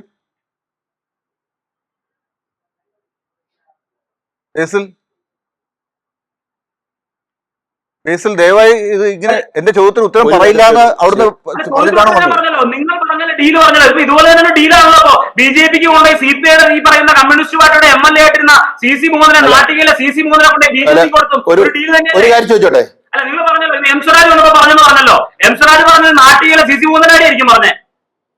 ഇത്രയും ഇങ്ങനെ ചൂടാവണ്ട. എന്റെ ചോദ്യം ഇത്രയേ ഉള്ളൂ. ഇപ്പൊ ഇവിടെ രണ്ടുപേര് ചർച്ചയിൽ പങ്കെടുത്തുകൊണ്ട് ഇന്ത്യയിൽ എന്താണ് സ്വാതന്ത്ര്യാനന്തരം ഇന്ത്യയിൽ കോൺഗ്രസ് പാർട്ടി എവിടെയൊക്കെയാണ് സംഘപരിവാറുമായി ഒരു സമവായത്തിൽ പോയത്, അവരോട് സഹകരിച്ച് മുന്നോട്ട് പോയത്, അവരോടൊപ്പം നിന്ന് പോയത്, അവരുമായി ചേർന്ന് കാര്യങ്ങൾ ചെയ്തത് എന്നതിന്റെ ഉദാഹരണങ്ങൾ ഇവിടെ പലരും പറഞ്ഞു. നിങ്ങൾക്ക് തിരിച്ചെന്തെങ്കിലും പറയാനുണ്ടോ? സമയം തന്നതാണ്. തിരിച്ചുള്ള ഉദാഹരണം കേട്ടില്ലേ? CC മുകുന്ദൻ കേട്ടില്ല? നാട്ടിക നിയോജക മണ്ഡലം CPI-യുടെ നേതാവ് അവർ നടപടിയെടുത്തു. അല്ല, അത് എന്തിനാണുള്ളൂ? സ്ഥാനാർത്ഥി മോഹം കൊണ്ടുണ്ടായ കാര്യമാണെന്ന് നമുക്കറിയാം. അത് വിടൂ. സ്ഥാനാർത്ഥി മോഹം കൊണ്ട് നിങ്ങൾ പറഞ്ഞു. വളരെ ഇപ്പൊ ഞാൻ പറയാം, നിങ്ങൾ തന്നെ ഓരോന്ന് ഇട്ട് തരികയായിരിക്കും. സ്ഥാനാർത്ഥി മോഹം കൊണ്ട് നിങ്ങൾ പറഞ്ഞു. G.സുധാകരന്റെ കാര്യം വന്നപ്പോൾ നിങ്ങൾ സ്ഥാനാർത്ഥി മോഹം എന്ന് പറഞ്ഞു. ഈ പറയുന്ന നിങ്ങളുടെ CPM-ന്റെ സംസ്ഥാന സെക്രട്ടറി ആയിരിക്കുന്ന MD ഗോവിന്ദിന്റെ ഭാര്യയ്ക്ക് ഈ ഏജിന്റെ ലിമിറ്റിന്റെ പ്രശ്നമില്ലായിരുന്നോ? നിങ്ങളുടെ കേരളത്തിന്റെ CM ആയിരിക്കുന്ന പിണറായി വിജയന് ലിമിറ്റിന്റെ ഇതൊക്കെ ഡീലിന്റെ ഭാഗമാണോ? ഇതൊക്കെ ഡീലിന്റെ അങ്ങനെ നിങ്ങൾ ഇതിലൊന്നും ഏജിന്റെ ലിമിറ്റിന്റെ പ്രശ്നമില്ലാണോ? CC മുകുന്ദന്റെ കാര്യം വന്നപ്പോ, G.സുധാകരന്റെ കാര്യം വന്നപ്പോ എന്ത് ഏജിന്റെ ലിമിറ്റ് അല്ലെങ്കിൽ സ്ഥാനാർത്ഥി. ശരി, എന്തായാലും ഞാൻ ഇടവേളയിലേക്ക് പോവുകയാണ്. ഇന്നത്തെ ദിവസം ഒരു 10 സെക്കൻഡ് മതിയോ ലാൽകുമാർ? 10 സെക്കൻഡ് മതിയോ? നിങ്ങൾ നടത്തിയത് നിങ്ങൾ വെറുതെ ഈ കട്ടവൻ മതി. പറഞ്ഞോളൂ, വേഗം പറഞ്ഞോളൂ. ഇതിനകത്ത് രസം എന്നറിയോ? ഈ CPI-യിൽ നിന്ന് ഈ നാട്ടികയിലെ MLA BJP-യിലേക്ക് പോയല്ലോ. ഇതിനിടയ്ക്ക് പക്ഷെ 3-4 ദിവസം ഡൽഹിയിലെ AICC ഓഫീസിലായിരുന്നു കയറ്റുമോ എന്നറിയാൻ. അത്രേ ഉള്ളൂ. ഞാൻ നിർത്തി. ശരി ശരി ഇവർക്ക് ശരി ശരി എന്നാൽ ഇടവേളയിലേക്ക് പോവാണ്. 3-4 ചോദ്യങ്ങൾ ബാക്കിയുണ്ട്. ഇടവേള സമയത്തെങ്കിലും ബേസിൽ ക്യാപ്സ്യൂൾ കിട്ടിയാൽ നന്നായി. ഗോൾവാൾക്കറുടെ ജന്മശതാബ്ദി ഉദ്ഘാടനം ചെയ്യാൻ പ്രതിപക്ഷ നേതാവ് പോയതെന്തിന്? രാജസ്ഥാനിൽ നിന്ന് BJP MP രാജ്യസഭയിലേക്ക് തെരഞ്ഞെടുക്കപ്പെടാൻ KC വേണുഗോപാൽ തയ്യാറായത് എന്തിനാണ്? ഈ 2 ചോദ്യങ്ങൾക്കുള്ള മറുപടി എങ്കിലും 1 മിനിറ്റ് വീതം എല്ലാവർക്കും എടുക്കാം. ബേസിൽ ഇത് നോക്കൂ, ഞാൻ പല ചോദ്യങ്ങൾ നേരത്തെ ചോദിച്ചത് വീണ്ടും ആവർത്തിക്കുന്നില്ല. പക്ഷെ ഇനിയുമുണ്ട് ചോദ്യങ്ങൾ. കേരളത്തിൽ ഇപ്പോൾ ചർച്ച ചെയ്യുന്നത് ഡീലെന്ന് നിങ്ങൾ പറയുമ്പോൾ തിരുവനന്തപുരം കോർപ്പറേഷനിൽ പഞ്ചായത്ത് തെരഞ്ഞെടുപ്പിന്റെ സമയത്ത് നടന്ന ഡീൽ എന്താണ്? വോട്ട് എങ്ങനെയാണ് കോൺഗ്രസിന് അനുകൂലമായും BJPക്ക് അനുകൂലമായും മാറിയും തിരിഞ്ഞു ഇവിടുത്തെ ഇപ്പോഴത്തെ റിസൾട്ടിലേക്ക് എത്തിയത്? അതെങ്ങനെയാണ്? ഈ നിയമസഭാ തെരഞ്ഞെടുപ്പിൽ ഉണ്ടാക്കാൻ പോകുന്ന ഡീൽ എന്താണ് എന്നുള്ള ചോദ്യമുണ്ട്. പഴയ ചരിത്രത്തിലേക്കും ചില ചോദ്യങ്ങൾ ഇന്ന് വന്നിട്ടുണ്ട്. EMSനെ പട്ടാമ്പിയിലും AKGയെ പാലക്കാടും തോൽപ്പിക്കാൻ നോക്കിയവർ ആരാണ് എന്നുള്ളത്. കേന്ദ്ര സർക്കാരിനെ, BJP നയിക്കുന്ന കേന്ദ്ര സർക്കാരിനെ ഒരു തരത്തിലും വേദനിപ്പിക്കാൻ കോൺഗ്രസ് തയ്യാറാകാതെ പോകുന്നത് എന്തുകൊണ്ടാണ്? ഇങ്ങനെയൊക്കെയുള്ള ചോദ്യങ്ങളുണ്ട്. ഈ ഡീലിന്റെ കഥകൾ നിങ്ങൾ മിണ്ടാതെയാണ് തിരിച്ച് ഡീൽ ആരോപിക്കുന്നത്. ഇടയ്ക്ക് ഫീൽഡിൽ മറ്റു ചില പ്രവർത്തനങ്ങൾ നടക്കുന്നു എന്നും ഇവിടെ സൂചിപ്പിച്ച ചില കാര്യങ്ങൾ കൂടാതെ മുഖ്യമന്ത്രി പറഞ്ഞ SIR പോലെയുള്ള കാര്യങ്ങൾ മുഖ്യമന്ത്രിയാണ് അല്ലെങ്കിൽ കേരളത്തിലെ സർക്കാരാണ് ചെയ്തുകൊണ്ടിരിക്കുന്നത് എന്ന് പറഞ്ഞുകൊണ്ടുള്ള മർമറിംഗ് ആയിട്ടുള്ള ചില ക്യാമ്പയിനിങ് നടക്കുന്നുണ്ട്, അതിന് ഫീൽഡിൽ ചില വർക്കുകൾ നടക്കുന്നുണ്ട് എന്നൊക്കെ. ഇങ്ങനെയാണോ നിങ്ങൾ 10 വർഷം കഴിഞ്ഞ് ഇലക്ഷനിൽ സീറ്റ് പിടിക്കാൻ പോകുന്നത്? എന്റെ പൊന്നു ലാല് പറയണ്ടേ, തിരുവനന്തപുരത്ത് എന്തോ ഡീല് നടന്നു. തിരുവനന്തപുരത്തിന്റെ കൃത്യം ഞാൻ പറഞ്ഞത് നിങ്ങൾ ചുമ്മാ കണ്ടത്. ഇപ്പൊ ഇന്നലെ ഞാൻ വളരെ നല്ലൊരു കാഴ്ച കാണുകട്ടെ. നിങ്ങളുടെ മുൻ മേയർ ഈ ആര്യ രാജേന്ദ്രൻ വന്നിട്ട് ഇന്നലെ ഈ MA ബേബി ഉൾപ്പെടെ നിങ്ങളുടെ ജില്ലാ കമ്മിറ്റി ഉൾപ്പെടെയുള്ള ആളുകൾ ഇരിക്കുന്ന വേദിയുടെ പുറത്ത് വന്ന് താഴെ നിന്ന് ഓ നമ്പറ എന്ന് പറഞ്ഞുകൊണ്ട് തിരിച്ച് അങ്ങനെ തന്നെ പോകുന്ന കാഴ്ച നമ്മൾ കാണുകയുണ്ടായി. അതായത് കഴിഞ്ഞ തവണ ഉണ്ടായിരുന്നതിന്റെ ഇരട്ടി സീറ്റിലേക്ക് ഐക്യ ജനാധിപത്യ മുന്നണി UDF തിരുവനന്തപുരത്ത് ഇരട്ടി സീറ്റിലേക്ക് നമ്മൾ ഈ ഇലക്ഷനിൽ മാറുകയുണ്ടായി. സീറ്റ് ആരുടെയാ കുറഞ്ഞേ? CPMന്റെ സീറ്റാ കുറഞ്ഞേ. CPMന്റെ സീറ്റുകളെ BJP പിടിച്ചെടുത്തേ. എന്നിട്ട് വർത്താനം പറയുന്നത് അവിടെ ഉണ്ടായ ഡീൽ എന്താ? നിങ്ങൾ കൃത്യമായി ഇങ്ങോട്ട് തന്നെ ഇട്ടു തന്നു. അവിടെ ഉണ്ടായിരുന്ന ഡീൽ എന്താ? അവിടെ ഉണ്ടാക്കിയ ഡീല് CPMഉം BJPയും തമ്മിലുള്ള ഡീലാണ് തിരുവനന്തപുരം കോർപ്പറേഷൻ ഉണ്ടായത്. കോൺഗ്രസിന് ഉണ്ടായിരുന്ന സീറ്റ് കൃത്യമായി പറഞ്ഞാൽ കോൺഗ്രസിന് ഉണ്ടായിരുന്ന സീറ്റ് കോൺഗ്രസ് ഇരട്ടിയാക്കി. കോൺഗ്രസിന് ഉണ്ടായിരുന്ന സീറ്റ് കൃത്യമായി കോൺഗ്രസ്സുകാര് അവിടെയുള്ള കോൺഗ്രസ്സുകാർ എണ്ണയിട്ട് യന്ത്രം പോലെ പണിയെടുത്ത് അവരവരുടെ സീറ്റ് അവരുടെ മാക്സിമം എക്സ്റ്റെൻഡ് നിന്ന് പണിയെടുത്തുകൊണ്ട് അവരവരുടെ സീറ്റുകളെ ഇരട്ടിയാക്കി. BJPക്ക് വേണ്ടി വിടുപണി ചെയ്തുകൊണ്ട് CPMന്റെ സീറ്റാ BJPക്കാരെ തിരിച്ചെടുത്തത്. അതിന് കൃത്യമായിട്ടുള്ള കണക്ക് ഡോക്ടർ PK ഗോപൻ ഇതാണ് BJPക്ക് അനുകൂലമായ രീതിയിലേക്ക് കാര്യങ്ങൾ പോയതിനെ കുറിച്ചാണ് കോൺഗ്രസിന് ഇപ്പൊ പറയാനുള്ളത്. ഞാൻ ഈ പറഞ്ഞ കാര്യങ്ങൾ വെച്ചുകൊണ്ട് എന്താണ് താങ്കൾക്ക് പറയാനുള്ളത്? ചെറിയ സമയമുള്ളെങ്കിൽ 1-2 കാര്യം പറയാം. CC മുകുന്ദൻ നേരത്തെ ഇവിടെ ലാൽകുമാർ പറഞ്ഞു, CC മുകുന്ദൻ നേരെ CPI വിട്ടിട്ട് അദ്ദേഹത്തിന് അധികാരമോഹം കൊണ്ട് BJPയിലേക്ക് പോവുകയല്ല ചെയ്തേ. അവിടെ പോയത് കോൺഗ്രസ് പ്രവർത്തകർ അവർക്ക് സീറ്റ് കൊടുക്കാമെന്ന് പറഞ്ഞാണ് അദ്ദേഹത്തെ പുറത്തു ചാടിച്ചത്. പക്ഷേ പന്തം കൊളുത്തി പടയെന്ന് പറഞ്ഞ പഴയ പല്ലവി പോലെ അവിടെ ചെന്നപ്പോൾ ഒരു രക്ഷയില്ല. അങ്ങനെ ഇല്ലത്ത് നിറഞ്ഞുകയും ചെയ്ത് അമ്മ തൊട്ടെത്തിയതും ഇല്ല എന്ന ഘട്ടം വന്നപ്പോഴാ CC മുകുന്ദൻ BJPയിലേക്ക് പോയത്. ഇനി രണ്ടാമത്തെ കാര്യം, ഈ സണ്ണി കവിക്കാടിന് സീറ്റ് കൊടുക്കാമെന്ന് പറഞ്ഞ് ദളിത് ആക്ടിവിസ്റ്റും ചിന്തകനും അദ്ദേഹത്തിന്റെ ഐഡന്റിറ്റി പൊളിറ്റിക്സിനോടൊക്കെ നമുക്ക് അഭിപ്രായ വ്യത്യാസം കാണും. പക്ഷെ അദ്ദേഹത്തെയും UDF സീറ്റ് കൊടുക്കാമെന്ന് പറഞ്ഞപ്പോൾ അദ്ദേഹം പറഞ്ഞൊരു മറുപടി ഉണ്ട് അവസാനം. അത് കിട്ടാതെ വന്നപ്പോൾ BJPയുടെ സമ്മർദ്ദം കൊണ്ടാണ് എനിക്ക് സീറ്റ് നഷ്ടപ്പെടുത്തിയത്. ഒരു മറുപടിയും പറഞ്ഞിട്ടില്ല ഉത്തരവാദിത്തപ്പെട്ടവർ. മാത്രമല്ല അജയ് തറയിൽ അദ്ദേഹത്തെ വ്യക്തിപരമായിട്ട് ആക്ഷേപിക്കുകയും ചെയ്യുകയാണ് ചെയ്തത്. അവിടെ ഒരു ഡീലിന്റെ പ്രശ്നം നിലനിൽക്കുകയാണ്. ഇനി തിരുവനന്തപുരം കോർപ്പറേഷൻ ആണെങ്കിൽ അന്നത്തെ ചർച്ചയിൽ നമ്മൾ വ്യക്തമാക്കിയതാണ്. 40 സീറ്റുകളിൽ കോൺഗ്രസിന് 6000-7000 വോട്ടൊരു ഡിവിഷനിലുണ്ട്. അവിടെ 40 സീറ്റിൽ അവർക്ക് 1000-ൽ താഴെ വോട്ടാണ്. അതിന്റെ ഭാഗമായിട്ട് CPMന്റെ ഭരണക്കുത്തക അവസാനിപ്പിക്കാനാണ് അവർ BJPയെ സഹായിച്ചത്. പക്ഷെ അവർക്കൊട്ട് ഭരണം കിട്ടിയതുമില്ല, BJPക്ക് ഭരണം നേടിക്കൊടുക്കുകയും ചെയ്തു. അങ്ങനെ നിയമമണ്ഡലത്തിൽ ഒരു സീറ്റ് ഒപ്പിച്ചു കൊടുത്ത ഒരു വാചകം, നിയമമണ്ഡലത്തിൽ സീറ്റ് ഒപ്പിച്ചു കൊടുത്ത, തൃശ്ശൂരിൽ പാർലമെന്റ് സീറ്റ് ഒപ്പിച്ചു കൊടുത്ത അതേ കോൺഗ്രസിന്റെ കൈകൊണ്ട് തന്നെ തിരുവനന്തപുരം കോർപ്പറേഷനും കേരളത്തിലെ ആദ്യമായൊരു കോർപ്പറേഷനും BJPക്ക് കൊടുത്തതിൽ KC വേണുഗോപാലിന്റെ പേരിലാണല്ലോ ഇവിടെ അദ്ദേഹം അഭിമാനിച്ചത്. ആ KC വേണുഗോപാൽ ഒരു പാർലമെന്റ് സീറ്റ് കൊടുത്തതിൽ നിങ്ങൾക്ക് അഭിമാനമുണ്ട് KC വേണുഗോപാൽ. അതുപോലെ ഈ 3 സ്ഥാനങ്ങളും വിട്ടുകൊടുത്തതിലും നിങ്ങൾക്ക് KC വേണുഗോപാലിനെ കുറിച്ച് അഭിമാനിക്കാം. ശരി, അഡ്വക്കേറ്റ് ലാൽകുമാർ, അവസാനമായി ഈ കാര്യത്തിൽ അപ്പോൾ ഡീലിന്റെ കാര്യത്തിലുള്ള നുണകൾ ആളുകൾ വിശ്വസിക്കുമോ? അല്ല, അതിന് മുമ്പ് ഒറ്റ കാര്യം പറഞ്ഞ് ഞാൻ അവസാനിപ്പിക്കാം. ഡീലിന്റെ കാര്യമൊക്കെ ഇപ്പൊ പറഞ്ഞു കഴിഞ്ഞു. ഇപ്പൊ ആര്യ രാജേന്ദ്രന്റെ കാര്യം പറഞ്ഞു. അത് എനിക്ക് രസകരമായി തോന്നുകയായിരുന്നു. MA ബേബിയുടെ അടുത്ത് നിൽക്കുന്നു എന്ന് പറയുന്നത്. ആര്യ രാജേന്ദ്രൻ തിരുവനന്തപുരം മേയറായത് 21ാമത്തെ വയസ്സിലാണ്. അപ്പൊ 5 വർഷം കഴിഞ്ഞപ്പോൾ ഇപ്പൊ അവർക്ക് 26 വയസ്സ് കാണും. ആ 26 വയസ്സ് കഴിഞ്ഞപ്പം അവർ മന്ത്രിമാരുടെ അടുക്കല് അല്ലെങ്കിൽ ഈ പറയുന്ന MAB CPM ജനറൽ സെക്രട്ടറിയുടെ അടുക്കലൊക്കെയാണ് നിൽക്കുന്നത്. അത്രയും ഒരു അന്തരീക്ഷത്തിലേക്ക് CPM അവരെ എത്തിച്ചു എന്നുള്ള കാര്യം മറക്കരുത്. 26 വയസ്സുള്ള കോൺഗ്രസ്സുകാർ പല നേതാക്കന്മാരും വഴിയോട് വഴി നടക്കുകയാണ്. വഴിയോട് വഴി ഒരു പണിയില്ലാതെ നടക്കുന്ന കോൺഗ്രസ്സുകാരെയാണ് നമ്മൾ കണ്ടുകൊണ്ടിരിക്കുന്നത്. അപ്പം അതിനകത്ത് കൂടുതൽ വലിയ വിശദീകരണത്തിന്റെ ആവശ്യമൊന്നും ഉണ്ടെന്ന് തോന്നുന്നില്ല. പക്ഷെ അതൊന്ന് പറയണമല്ലോ. കാര്യം ഒരാളെ അങ്ങ് അപമാനിച്ചു പോകുമ്പോൾ അതൊരു സുഖമില്ലാത്ത കാര്യമാണ്. മനസ്സിലായില്ലേ? ഒരാളെ അപമാനിച്ചിട്ട് നമ്മളങ്ങ് കേമനാകുന്നു പറയുന്ന ആ പരിപാടി ശരിയല്ലല്ലോ. ഈ പറയുന്ന ആൾക്കാർക്കൊക്കെ ഈ പറയുന്ന രമേശ് ചെന്നിത്തലയുടെ കീഴിലും അല്ലെങ്കിൽ രാഹുൽ ഗാന്ധിയുടെ ചെവിയിലും പറയുന്ന ആൾക്കാരല്ലല്ലോ ഇതൊക്കെ പറയുന്നത്. രാഹുൽ ഗാന്ധിയുടെ ചെവിയിലോട്ട് ഓതുന്നവരൊന്നും അല്ലല്ലോ പറയുന്നത്.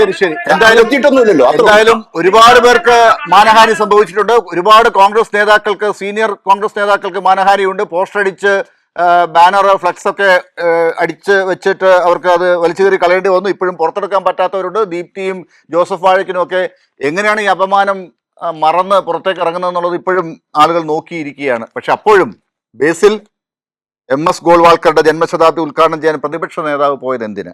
രാജസ്ഥാനിൽ നിന്ന് BJP MP രാജ്യസഭയിലേക്ക് തെരഞ്ഞെടുക്കപ്പെടാൻ KC വേണുഗോപാൽ തയ്യാറായത് എന്തിന്? ഈ രണ്ട് ചോദ്യങ്ങൾ ഇപ്പോഴും അവിടെയുണ്ട്. 1 മണിക്കൂർ നീണ്ടുനിന്ന് ഞാൻ ചോദ്യങ്ങൾ ആവർത്തിച്ച് ചോദിച്ചിട്ടും ഇതിന് ഉത്തരം നാളെ VD സതീശൻ പറയും, കേട്ടോളൂ എന്നാണ് ബേസിൽ പറഞ്ഞ് VD സതീശൻ്റെ മണ്ടയ്ക്ക് ഈ ചോദ്യങ്ങൾ വച്ചിരിക്കുന്നത്. നാളെ നോക്കാം. ന്യൂസ് ആൻഡ് വ്യൂസ് അവസാനിക്കുന്നു. വളരെ നന്ദി. ചർച്ചയിൽ ചേർന്നതിന് doctor PK Gopan, advocate Lalkumar, Basil Parekkudy. News and views അവസാനിക്കുന്നു.